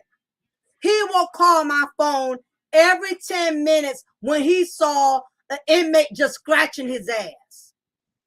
That's how annoying he was. And his name was Patio. He just really abused his authority as a corporal. I mean, he already had a nasty, dominating demeanor. He will call my unit. He will call my wing for the most pettiest stuff. Keep in mind, you one officer, you over 60 to 65 people. Ain't nobody trying to get on every inmate about everything. If an inmate steals a bag of chips and whatever, certain stuff I'm gonna let slide. You know what I'm saying? As long as they ain't killing each other, hurting each other. This Negroid, if an inmate was scratching his ass, he wanted you to go say something to him. If the inmate was picking his nose, he wanted you to say something to him. I'm like, look, it's easy for you to push me around to keep taunting these guys and going at these guys because your ass is sitting in the center and you ain't dealing with the inmates. It's easy for you to push me to pick on these guys, to make my life hard, to make my job hard, to make my 12 hours hard. You're not in this wing. I'm not getting up and confronting these guys about every goddamn thing they doing. If you want to confront them, you working here. Let me sit where you at. You sitting behind a desk where you can kick your feet up, and all you got to do is watch the cameras and see what me and other officers are doing. Your ass ain't in here with the inmates. You got the laid back position, and you messing taunting me so I can taunt the inmates. I'm not doing that. So what I had to do was the opposite of what he would ask me to do. And what it was doing, it was pissing him off. He felt like I was being an insubordinate officer. So he called himself trying to make complaints and, trying to get me rolled up and all of that. So my sergeant that was over him asked me why I was not following my corporal's instructions, why I was not following his orders. I told him, I said, he doesn't speak English, so therefore I can't understand him. And my sergeant was like, what? I said, yes, because you know how them Haitians have very authentic, heavy accents. I said, it wasn't that I wasn't listening to him. He doesn't speak English. I don't understand his accent. That was the excuse I made up. I said, he don't speak clear English. So therefore, I wasn't ignoring him. I just couldn't understand what the hell he was saying. I knew what the hell his crazy ass was saying. I just wouldn't do it. Because I got tired of him abusing his authority. He pushing me to aggravate the inmates, and I'm the one that's sitting in the wing with the inmates. I'm not about to sit up here and bother these guys about why your left shoe on your right foot and all. That's some bull, A lot of people just be doing so much. They get a badge, they get some authority, and they start getting out of pocket. They start talking to the low rank officers all kind of way. They trying to write you up for every little thing. So that's why you have a lot of people who quit corrections. You also have people who quit corrections, like I said, because they change stuff too much. They putting you in different units. They putting a new sergeant over you. And I tell you, these things happen every day. I probably switched, I say about 5 units and only been there for like a couple of years. And they kept putting me back in a worse unit. They kept putting me back in unit 4. Unit 4 has female inmates and male inmates. And I will tell all y'all in the chat room, female inmates are the worst. They are the worst because they get emotional. They very manipulative. Female inmates, they stay angry forever. Male inmates, you can write them up. You come back to work a day later, they don't even hold it against you. You may have 1 or 2, but for the most part, they go on about their business. Female inmates, you can write them up last year and them helpers still mad with you. They remember you from when you wrote them up 2 years ago. Another thing about why Georgia prisons have high staff shortages is because the same inmates keep coming back. The worst inmates will not stay out of jail. Every time you think you got rid of your worst inmates, they released them, they gave them bond, they moved them to another prison. Some of these inmates, and it's usually the worst ones who keep coming back to prison. To the jail. The worst inmates, the most volatile, disrespectful, annoying, they come back to jail every time, and they always end up in your unit. Another thing, a lot of reason why a lot of officers are leaving Georgia prison is because they see a lot of inmates are not being treated fairly. True story, and I'm going to show the guys picture in a few minutes. There was an inmate by the name of Caleb Sexton. He was actually one of the inmates that was actually assigned to one of my units. This inmate was cool, laid back, never gave any problems, very respectable. I remember the young man. So when I heard this news about him, I was very disturbed when I found out he was killed. He died, I believe, this year. And I don't have an attachment to inmates because you're not supposed to get attached to inmates. You're not supposed to bond with inmates. But when I heard this news about this inmate, and I remember clearly seeing his face, I remember the last time I saw him, he knew he was getting shipped off to prison, and he wanted to make a phone call to his parents. Normally, I don't let inmates make a phone call, but because I knew he was getting shipped off to prison, I said, okay, you're going to go ahead and call your mom, call your dad.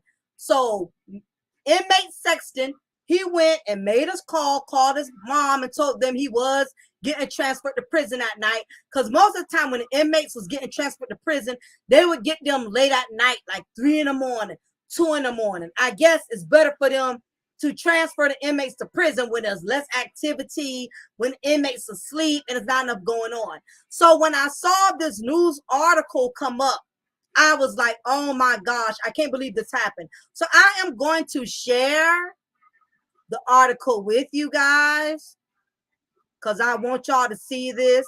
And this is another part about corrections, why a lot of people are leaving corrections, because you see some inmates getting did dirty. When it comes up, all right, let me see. Okay, I don't know if y'all can still see me. Okay, yeah, y'all can still see me. All right, so anyway, this particular inmate, he was assigned to my unit. Like I said, a very polite young man. He didn't get in trouble. He didn't get rolled up a lot. And unfortunately, he lost his life earlier this year. This is his mugshot. He goes by the name of Caleb Sexton. Like I said, he was one of the few inmates that never gave me no problem. Very respectable. And unfortunately, he died in a prison due to the fact that you just had some officers who would not do their job. So anyway, the article goes, Rogers State Prison, and by the way, Rogers State Prison is located in Georgia. Rogers State Prison inmate killed less than 24 hours after release from solitary. An inmate at Rogers State Prison was killed over the weekend by another inmate less than 24 hours after release from solitary confinement. 21-year-old Caleb Sexton died Saturday after returning to general population following several weeks in solitary confinement on the whole. His placement there was due to a violent assault by other inmates, which require separation of Sexton while he healed from his injuries. A number of prison reform advocacy organizations shared the story of Sexton's death Tuesday, many citing a CRIPA violation. Rogers State Prisons has largely flown under the radar for violence due to its position to the now shuttered Georgia State Prison and close proximity to Smith State Prison in Glenville. The worst prisons, of course. Rogers State Prison, however, has not been immune from the seemingly out of control violence and assaults on both inmates and correction officers. The facility's claim to fame headline-wise in recent years was the release and error of an inmate serving a life sentence for rape. Sexton entered the Georgia Department of Corrections system in August 2021 following a parole violation. His initial offense, felony marijuana possession, resulted in a full term of confinement after Sexton flew from the police while in possession of a firearm. In December 2021, Georgia Virtue published a piece on the impact of violence at the 3 prisons has on Tatnall County taxpayers. Specifically, the prisons are a drain on resources provided by EMS, the coroner, and life flight services, particularly when comparing the argued economic benefit the prison system claims to offer Tatnall County. So, basically, this inmate was killed because he was released right back into the same environment that caused him to have to go to solitary in the first place. They put him right back in the same environment with the inmates that he had been having trouble with. This is another reason why a lot of people are leaving Georgia. They are leaving the prisons. They are leaving being a correctional officer. You see a lot of inmates getting treated dirty, and there's really nothing you can do about it. Now, I'm not sure if the officer knew this inmate, already had been threatened, or either they wasn't informed. But why would you put an inmate right back in the same environment with other inmates, with the same inmates who threatened them? So as soon as this young man came out of solitary, he was killed 24 hours later. This just goes to show you how much these correctional facilities don't give a damn about inmates. Now, mind you, if he was a hardcore inmate, like a rapist or a murderer, then and even with that, you know what I'm saying, you still have to protect these inmates. This wasn't even like an inmate that was like a threat to society. He was in there basically for a misdemeanor. He wasn't in there because he raped somebody's child or was a child molester. He basically had a misdemeanor crime, and he was not protected. He called his mother, he called his family. He knew he was going to die. It's the story I remember. They posted it all over social media, and basically the story included details regarding Sexton being placed in the hole and later being beaten to death. So his mother basically reported that her son's death was based on the negligence of the prison. We can confirm that Sexton's death was not the result of an assault or safe harm, and that the definite cause of death will be confirmed pending toxicology reports. The toxicology report could take several weeks to several months. Now, the jail tried to insinuate his injury, his death, had nothing to do with the injury. But the truth of the matter is, it did. And this young man had a family. He had a fiance, and it is just sad, that he was not protected. But anyhow, nevertheless, this is the reason why you have a lot of these correctional officers that are, they're leaving the jail, they're leaving the facility, basically because you see a lot of inmates being treated dirty. And the truth is, as an officer, you can only do but so much. You report the things that you see, and these jails, they just don't take it serious. I've seen inmates getting bullied, and I reported it. And in some instances, they jumped on it right away and removed the inmate. In other instances, they was like, oh, well, we don't have nowhere to put them. And it's very frustrating as an officer when you seeing inmates that don't cause a problem, inmates who do comply, inmates who follow the rules and don't disrespect you. Those are the inmates I would try my best to help. I would try to get them out of a situation if I knew they were being bullied, if I knew somebody was taking a commissary, especially if I knew the inmate was very vulnerable and not doing shit to cause himself to get in that situation. These jails, they don't care. They don't care if the inmate is getting bullied. Sometimes they don't do shit until something happens. And the sad part is, as an officer, when something drastic happens, like that inmate dies or something, that's on your conscience, because you know the truth why. And the jails are lying. The jails are not being honest with the family. They're not telling these families the reason this inmate died because we didn't do our job. We didn't respond when officers told us. And, it's a lot of shady stuff going on. Now, keep in mind, a lot of these prisons are short-staffed. A lot of prisons in Georgia, they are hiring, and they need help bad. They need all the help they could possibly get. They are so short-staffed to the point where the inmates done got smart. Inmates know there's not enough staff, so the inmates are taking advantage, assaulting other inmates, stealing from other inmates, bullying other inmates, because there's not enough officers in there that inmates could report these issues to. Or a lot of times inmates, they know not to snitch, not to even say anything. So a lot of these Georgia prisons, they are in desperate need of more staff. They need more officers. Unfortunately, they don't pay good. That's the biggest problem. A lot of these correctional officer positions, they start off 16 an hour, 17 an hour. I'm not trying to be funny, but for the stuff correctional officers have to deal with, they pay should be starting out at 25. Correctional officers, I know managers at Burger King who get paid more than correctional officers. They ain't got half the stress. They ain't got half the safety risks to deal with. They need the help, but they don't want to pay nobody. They don't want to pay. These officers at least deserve 25 out the gate, but they're never going to do that. And I believe the reason, let me tell y'all what else is going on before I get ready to shut things down.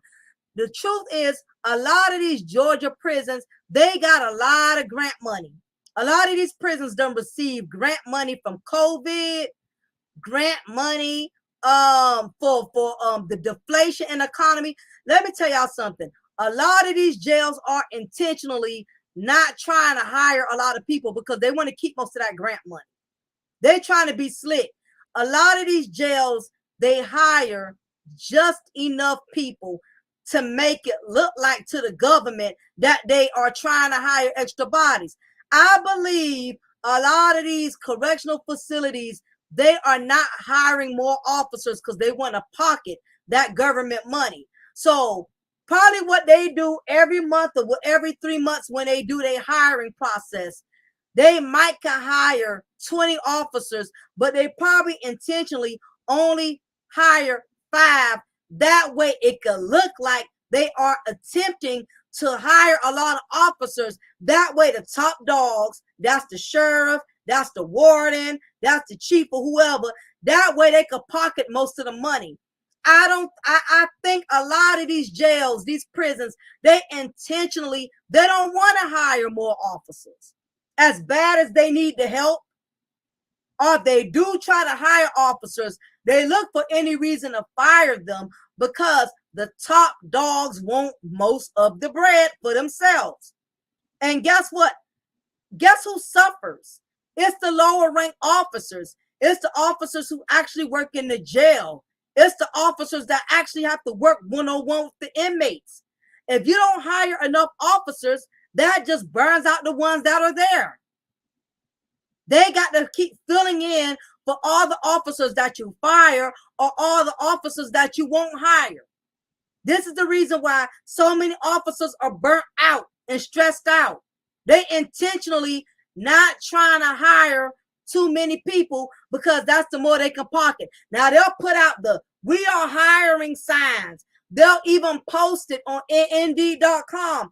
A lot of these top dogs, they really not eager to hire a lot of officers because guess what? They don't give a shit. They don't work in a jail. They sitting behind the desk with their plaques and their certifications. A lot of these guys are in their 50s. Hell, some of them in their 60s. They chilling. They don't have to deal with the inmates. They don't have to wrestle with the inmates. In fact, they don't even have to go nowhere past that guard gate. They go straight to their office and talk about golf, talk about their favorite coffee, talk about going to Ruth Chris for the weekends. The top dogs in law enforcement, they don't give a damn about the low rank officers.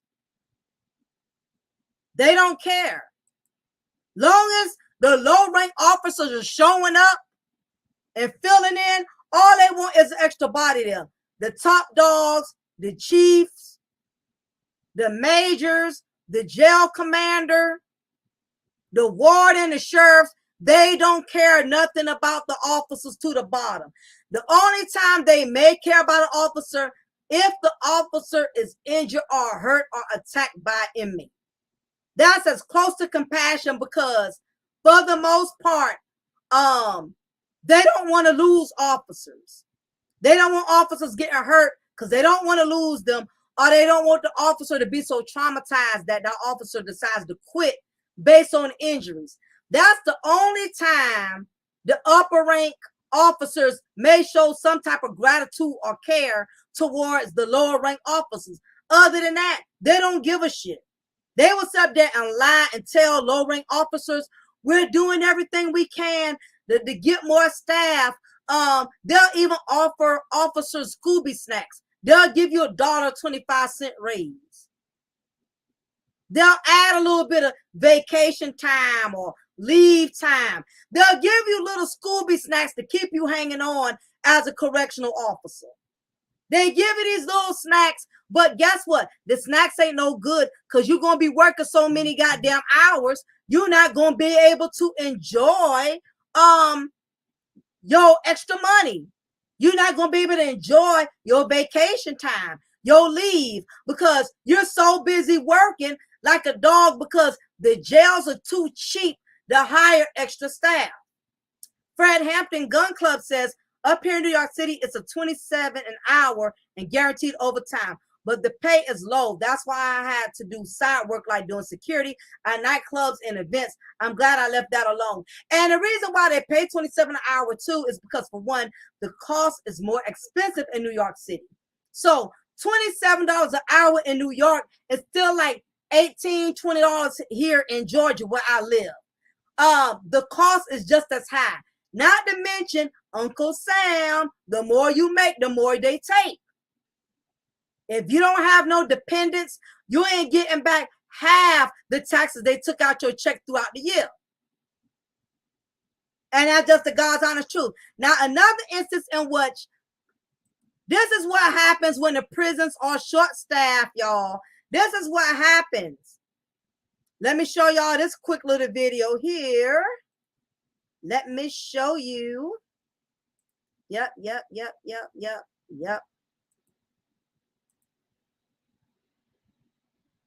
No matter what type of. Now, I'm not going to play the sound because YouTube is extra. They won't, anytime you play somebody else's stuff, they look for any reason not to monetize your video. And because I'm not a big time YouTuber, I depend on my monetize. I depend on my videos being monetized. I don't have it like that. So I'm not over 30,000 subscribers and stuff. So, you know, I can't play other people's stuff too much. Now, as you can see here, it's blurry, y'all, but this is an inmate who is literally hanging over a guardrail. Now, fortunately, another inmate had a phone and was able to record what was going on. So even though inmates are not supposed to have phones, good thing he had a phone because nobody wouldn't have believed him. But this is what's going on, y'all, because it's staffing issues in the Georgia prison system. And this video here proves it. Now, this is an inmate showing you how long this dead inmate body has been limping over the guardrail. Prisoner recorded multiple videos of gruesome scene at where state prison will let him tell it. No officer has came in this building and checking on nobody in over 3 hours. We have an inmate here that is dead, been hanging right here for the past 2 hours, at least 2.5 hours dead. Blurred the image of 54-year-old John Eckert serving life with parole for murder. His body was balanced on the railing of the second level, arms dangling down. The Department of Corrections spokesman's staff arrived 18 minutes after video was recorded. So y'all, fair use. Appreciate that, Fred. I need to say that. Fair use. So determine foul play is not suspected, but that's not the biggest question here. Why couldn't you guys have alerted the staff earlier? Couldn't, but no one is in the booth. No one is around one of the anchors. Fellow dorm members agreed to talk to us from the bunk as long as we did not show his face. Is the Georgia system our dangerous system now in passive staffing? Of course it is. Of course it is.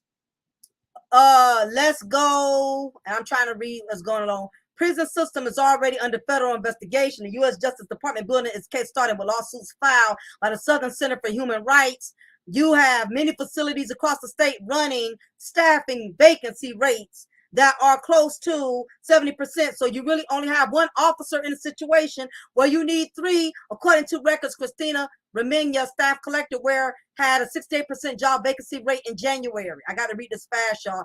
DOJ investigators actually applied a visit to where days before Eckert's body will be left hanging over a railing for hours. I can't imagine a more dramatic illustration of the total crisis of violence and chaos inside of our prison systems. The Department of Corrections turned down our request to interview Commissioner Timothy Ward. In a written statement, a spokesperson said, "We remain committed to ensuring the safety of both staff and offenders." So basically, you know, they're trying to make it look like they're trying everything they can to prevent this from happening again. But this just goes to show you, what's up, King Bob? Georgia state prisons are in a lot of trouble. You have one officer to babysit every bit of 30 to 40 inmates. That's a lot. You by yourself. That's very stressful. And when we're talking about, listen, you got to be around these guys 13, 14 hours a day. And, you know, they've been trying to hire $18.28 an hour. That's not enough money for people to deal with what they're dealing with. Now, let me tell you something. In all honesty, when they first start hiring officers, you see, let me go back, y'all. Y'all see how many, hold on. I want to make a point to y'all right quick. I want to show y'all something. I want to show. Damn, I probably can't find it. But let me see. I'm trying to back the thing up. Anyway, there's a part in the video where it shows a bunch of officers that's just been trained. Let me tell you something. They could hire, I just put an estimate there. They could hire 25 officers. Guess what? Right here. See all these officers that are being sworn in? Let me ask y'all something. And I think Met V is probably still in the chat, but let me ask y'all something. King, Bar, Fred, Datorian, Paul, Met, anybody in here? This is a free-fall question. Let's say it's 25 of these officers, right? How many out of 25, I say 30. Let's say it's 30 officers that's been sworn in. Give me a rough number. How many of them who do you think will last a month in this profession? Just throw a ballpark number.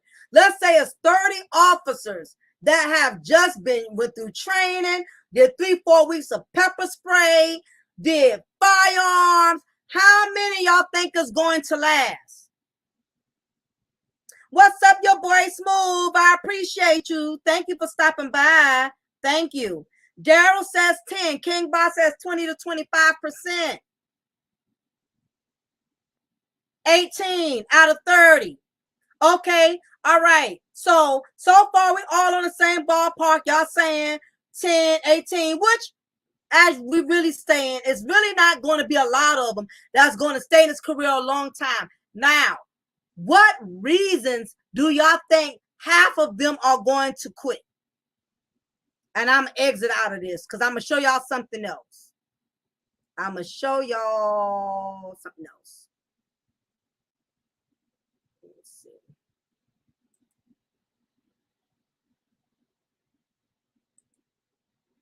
Stress, absolutely.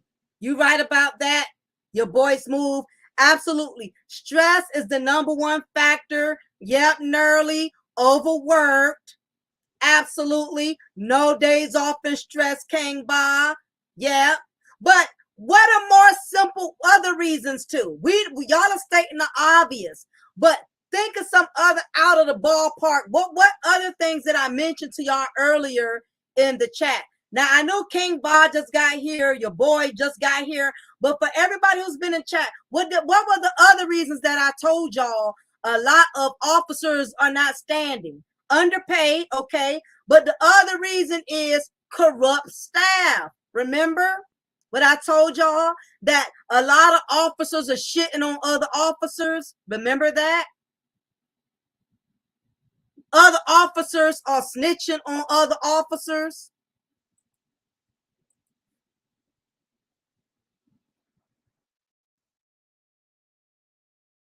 Yeah, they're quitting because a lot of officers are finding out how corrupt other officers are. Favoritism. Other officers are being looked out for, while other officers, they writing them up.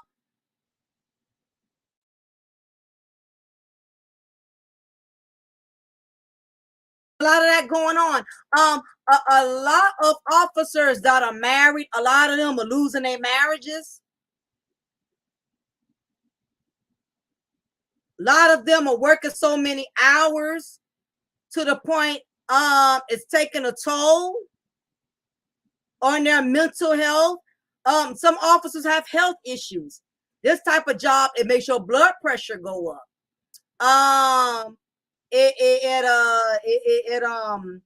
It just, whatever mental or medical issues you have, it just adds more stress. It makes any medical issues you have worse.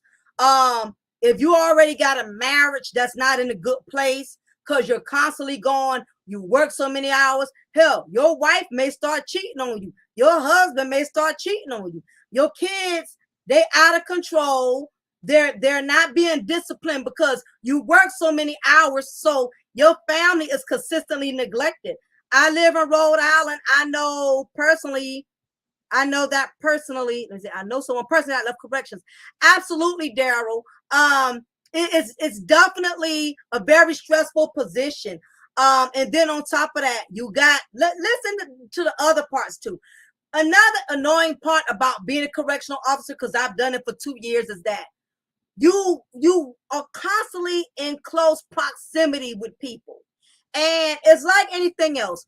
The more you work around people, the more you're constantly in contact with other people, y'all start falling out and you get into it.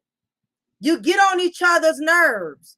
I've seen officers just be disrespectful, worse than the inmates. For instance, a couple of times when I had to come in and do overtime, I had to do what's called, I had to relieve officers for their breaks, which meant every officer on my watch, I would have to go in a wing and cover their wing for a whole hour while they went on their lunch break. Do you imagine how many of these officers never came back on time? They're taking an hour, 20 minutes, hour, 30 minutes.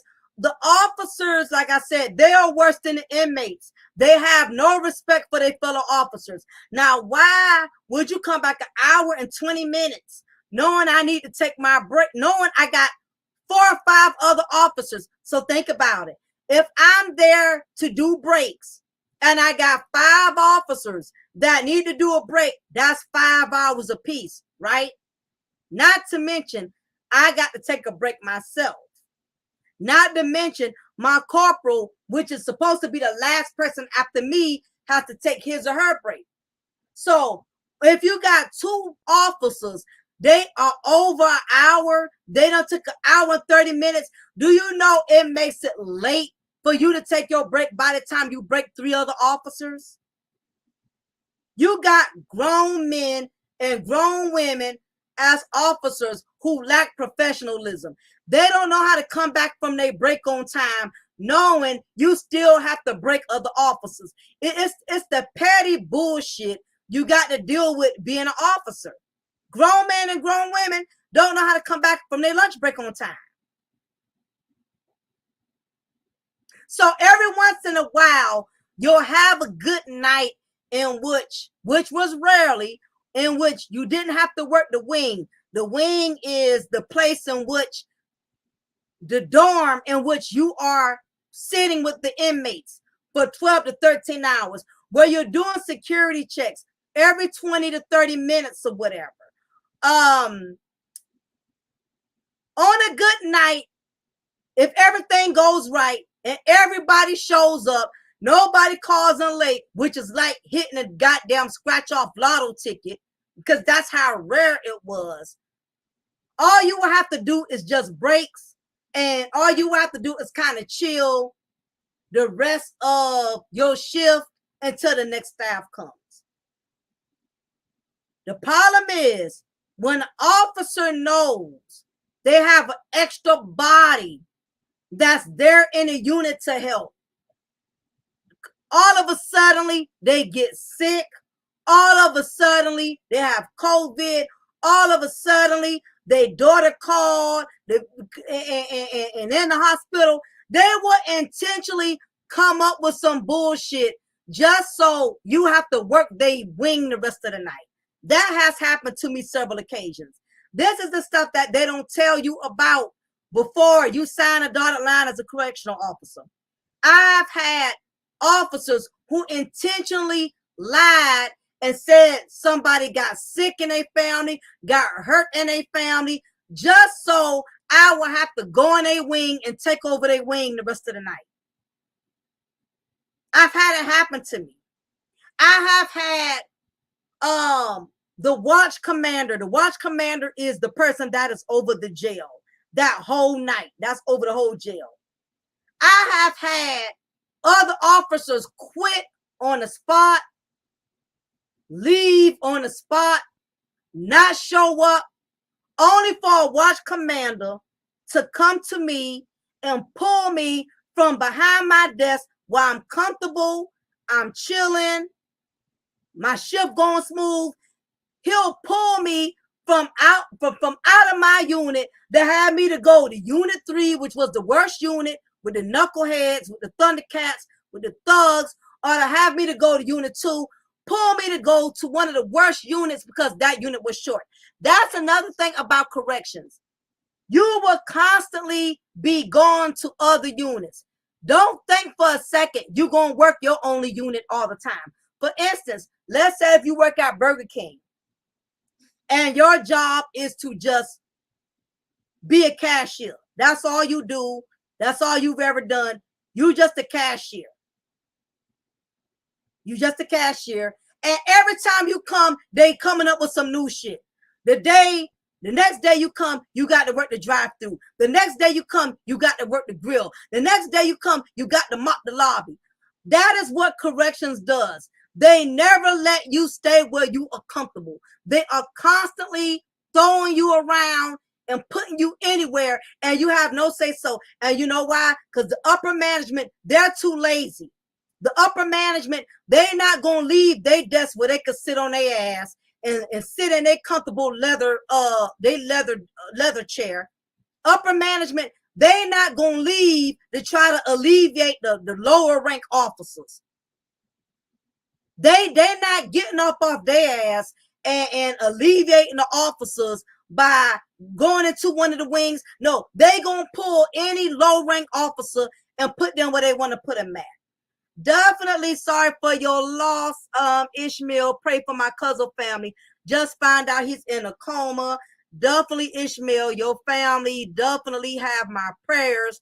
So sorry that y'all are facing such a very difficult time, but we know the times we are living in.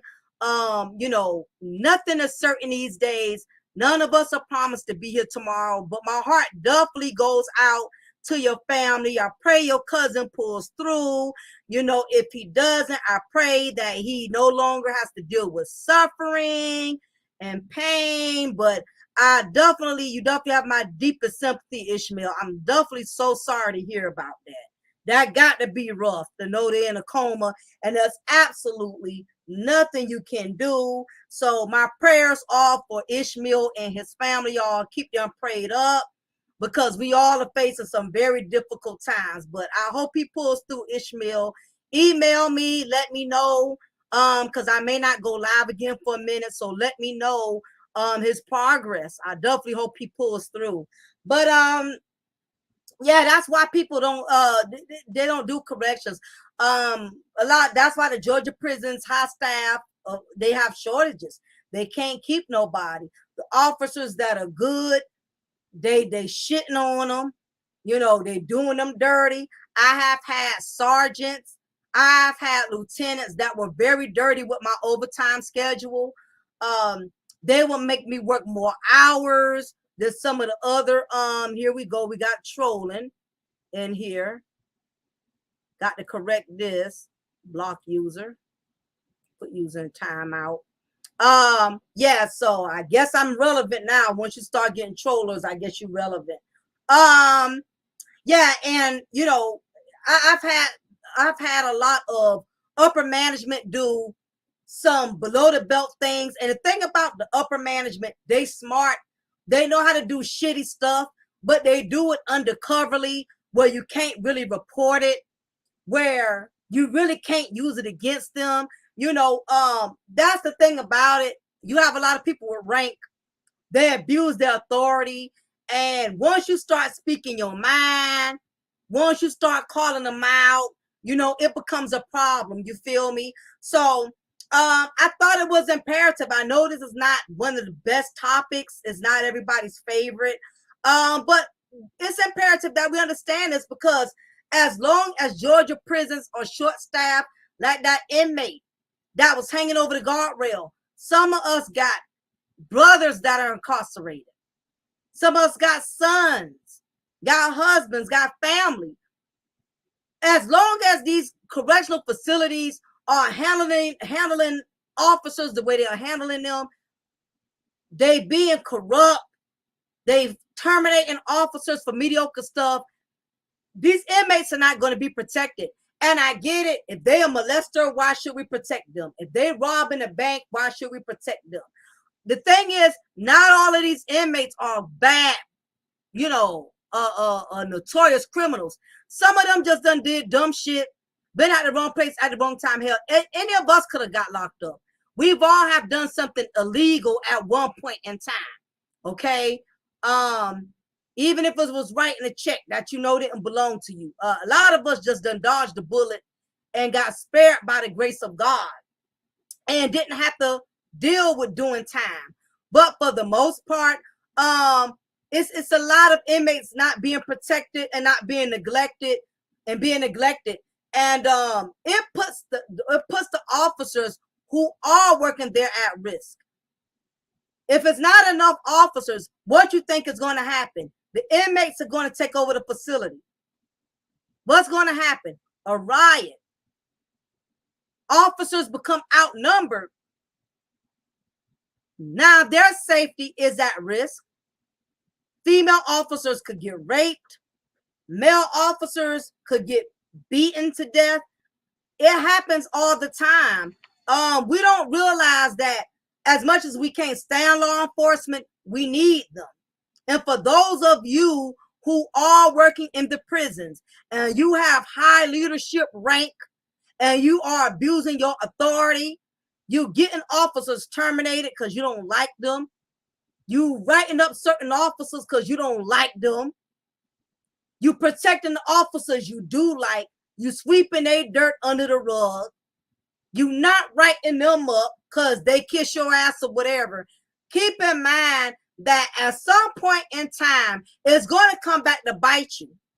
You keep letting corrupt officers get over. Eventually, they become a safety factor to the facility. You see them allowing certain inmates to get away with shit, or you see them doing corrupt stuff like, you know, just simple policies. They don't have to be nothing like majorly corrupt. They coming in late when they want to, leaving early. You giving them a pass, allowing them to do fuck shit because you like that officer. What it does, it discourages the other officers that are there. It makes them not try.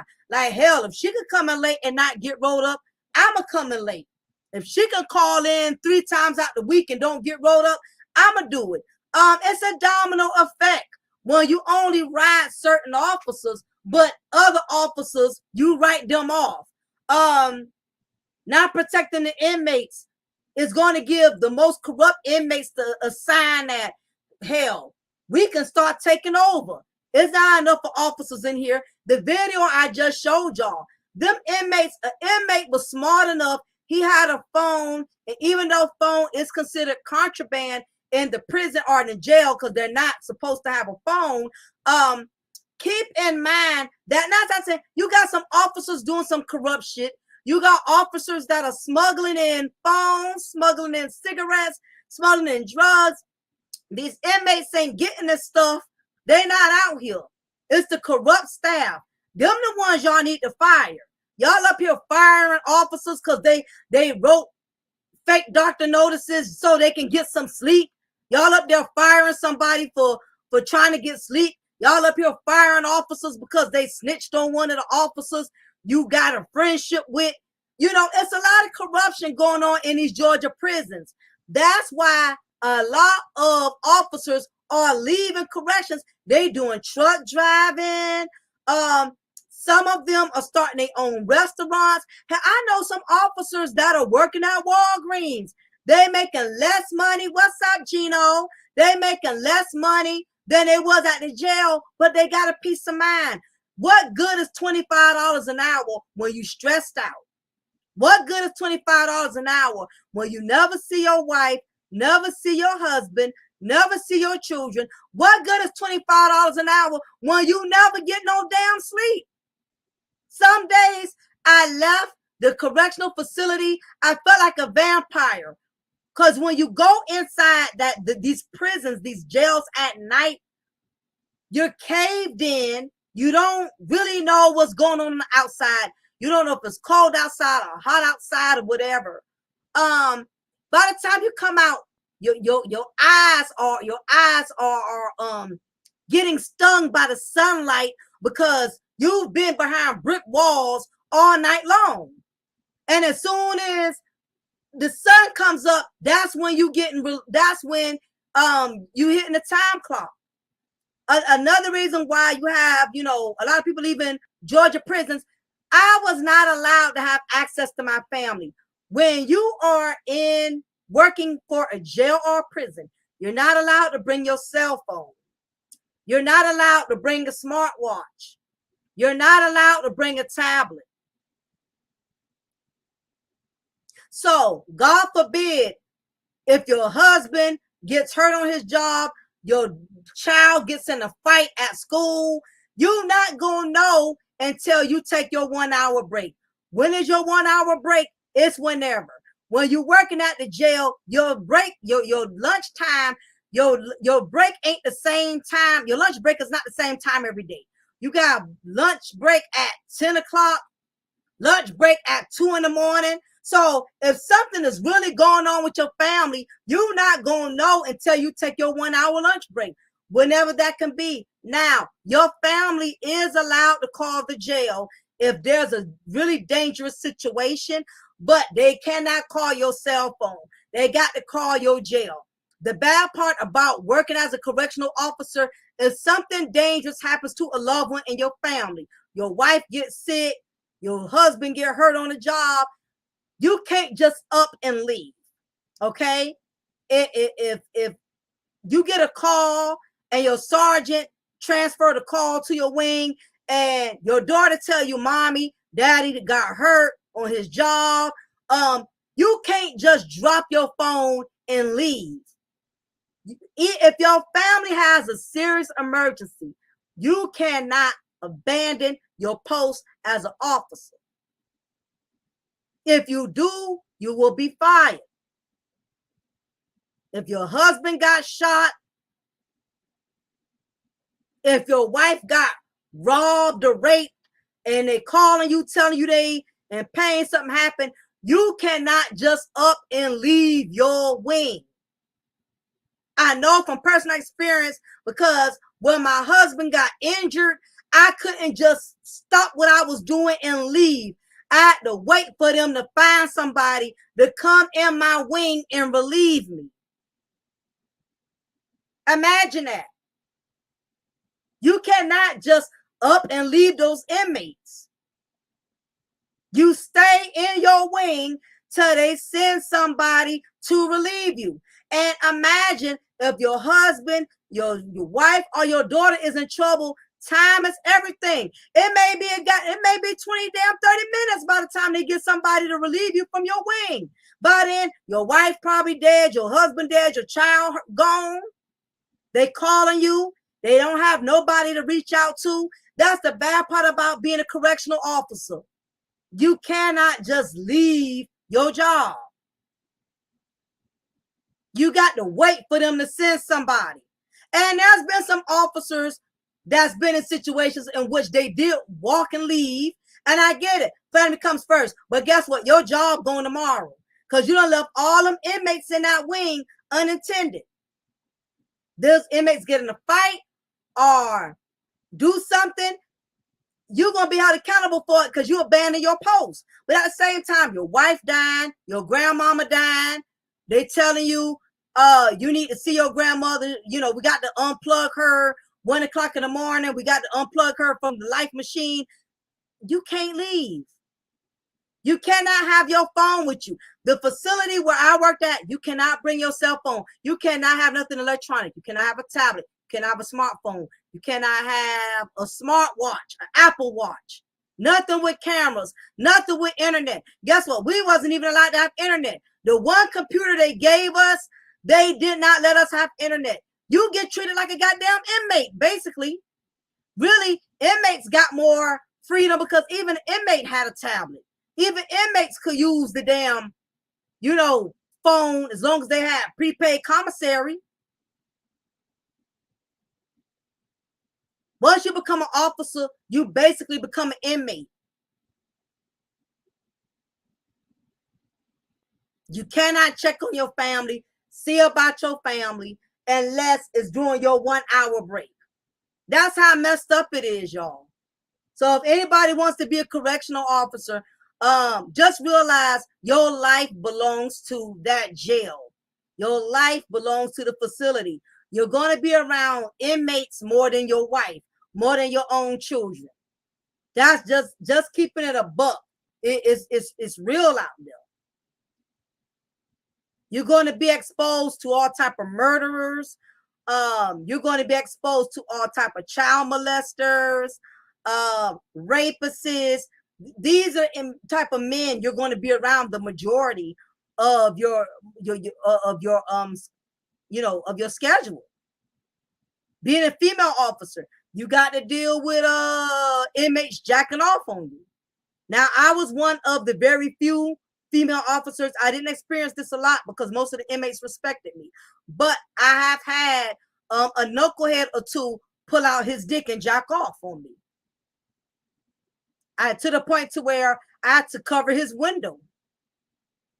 I'm walking around doing my security checks 3, 4 in the morning. You standing to the window and I see your head doing this. I know what the hell you doing. You not bobbing your head to no music. You bobbing you actually jacking yourself off. To the point I had to write them up. I covered their windows at night. Whatever I did not have to deal with that. Be about peace and pleasure. What's up? This is stuff that female officers got to deal with.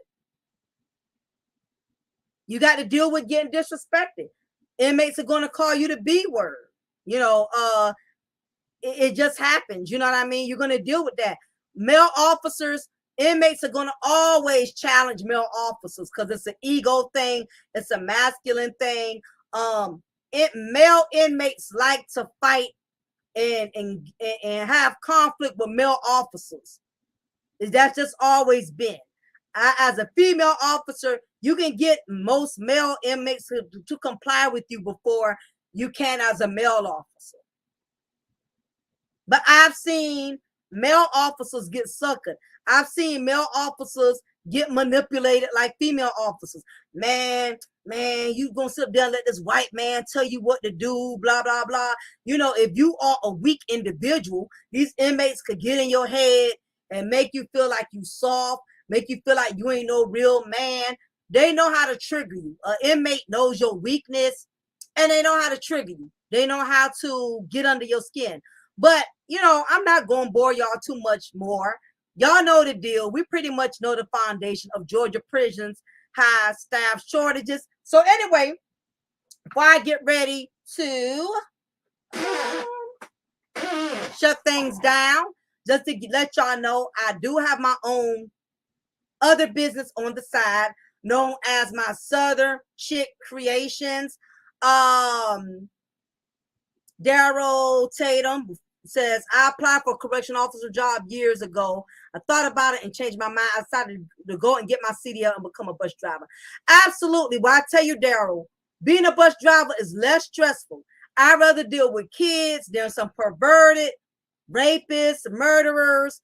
You made the right decision. You're not missing out on anything. And it's not to discourage you. Some people could get in law enforcement and they can handle it. But I wanted to tell y'all the real deal because they're not going to tell you that. They're going to tell you the pretty side, all the benefits. You can get vacation. You can get sick leave. You can get quick promotion. A lot of times they want to hire, a lot of these jails, they're giving quick promotion because they want to pass the bucks. They want people to go to the police academy to become corporals, to become sergeants, because they want to put more shit on your plate. As a basic correctional officer, you don't have a whole lot of responsibilities, which is a plus, but it's a minus. So that's just something you might want to consider. So do your research. Y'all ain't got to take my word for it, but I have had my share with corrections, and just letting y'all know it is not easy. It's nothing to be played with. So anyway, before I shut it down, letting you guys and you ladies know I do tumblers for a living. I make tumblers on the side. This here is a WD-40 tumbler. I get a lot of looks in the street with this tumbler because I be drinking out of it, and people actually think I drink WD-40s. So, you know, I have all type of neat tumblers, y'all. This is my Hennessy tumbler. So your favorite drink and things of that nature, I can make for you out of tumblers. I do sports teams. This is another one of my best sellers. RX Pharmacy, shaped like a medicine pill bottle. It's called Fuck It All, 50 milligrams, Fuck It All. One of my best sellers. A lot of people like this one, you know what I mean? Take one tablet twice daily or as needed when dealing with bullshit. So this is one of my number one sellers, y'all. It's very popular because of the plastic straw. All my tumblers are $22. This tumblers is specifically for ladies, for women. This is like my Coach bag tumbler. I actually make this like a Coach bag, like a purse. So this is a hot seller. My Coach tumblers I sell for like 25 or more. So if you got a wife or a special lady that's in the Coach bags, she's definitely going to make like this tumbler. This is a hot seller. I make tumblers, sport tumblers, all of my sports fans. I don't have any sports tumblers on hand because I sell them so quick. I just made some tumblers for Cowboys. I just made some Buccaneers, Bengals, Denver Broncos. I do all type of tumblers for sports and stuff. So if you're interested in getting a cheap tumbler instead of going through NFL, where they probably make you pay triple, I actually make sports tumblers. I don't have any to show y'all because again, I sell them. They go so quick. I make Starbucks tumblers as well. For those of you who are into like Starbucks. Now with my Starbucks tumblers, they come with whipped cream toppings. So with the whipped cream toppings, you could also put the straw in them. Okay. So you could also drink out of these. Most women, most of the ladies are into my whipped topping tumblers or whatever. So like I said, I actually make the whip that goes on the tumblers. So this is what I do on the side. I did get some negative pushback. Reg, the bad guy, was actually, he promoted my tumblers once. I made some Steelers, Pittsburgh Steelers tumblers for him. And he did it as a favor for me to promote my tumbler company because this is what I do on the side. It's very sad, but unfortunately, there was somebody who was in their feelings with Reg for promoting my tumblers, and they basically told Reg that he shouldn't be promoting something that Black women are selling. So it just goes to show you that, you know, even as a Black woman, when you're trying to do something positive, you got some of these red pill raging guys who get in their feelings. They don't want to see Black women do something positive. Here it is. I'm not trying to secure the bag. I'm not doing content on telling women how to use men. Here it is. I'm doing something positive. And it's sad that you just have some brothers who don't want to see black women have anything positive, do something nice. So just letting y'all know, that's why I'm promoting it on my own platform. I've tried to reach out to different content creators to promote my tumblers. And, some of them haven't been consistent or whatever. I've even given extra tumblers for them to promote it. So, it is what it is. You know what I'm saying? But Reg did promote it. Big ups to Reg or whatever. So, and I think Mahogany did. I haven't seen anything yet, but I'm sure she has. But yeah, I got all kind of cool tumblers, y'all. So if you want to make an anniversary gift for your wife or your sister or your brother, I make all kind of cool tumblers. So you can hit me up, inbox me if you are interested in me making a tumbler. I know there's some football games coming up. I can do any team you want. It does not matter. Just inbox me on my email. I also have tumblers for artists. This is Prince. This is one of the first tumblers that I made, y'all. This is for somebody that's a Prince fan. So yeah, this is a Prince tumbler that I made, which I think is really, really cool. Gorilla Glue tumbler. I make tumblers for fun and games, for gifts and gags or whatever. Any product I can put Pine Sol, Fabuloso, any product that you want me to put on the tumbler, I can print it. I can do it. You know what I mean? So I can do a lot. This is what I do on the side. I'm proud of what I do. This has been bringing in some extra revenue because I don't get a lot from my YouTube channel because I don't promote a lot of fuckery. So my channel is not getting a lot of revenue like that, which I'm cool with it or whatever. So anyway, this is what I do on the side, and I love what I do. So anybody who's interested in a tumbler, hit me up. I will be more than delighted to look out for you and make a tumbler. So anyway, y'all, I appreciate y'all. Again, I decided to go live in the flesh. I know a lot of us as content creators, we like to hide behind the avatar, because we don't want to deal with criticism.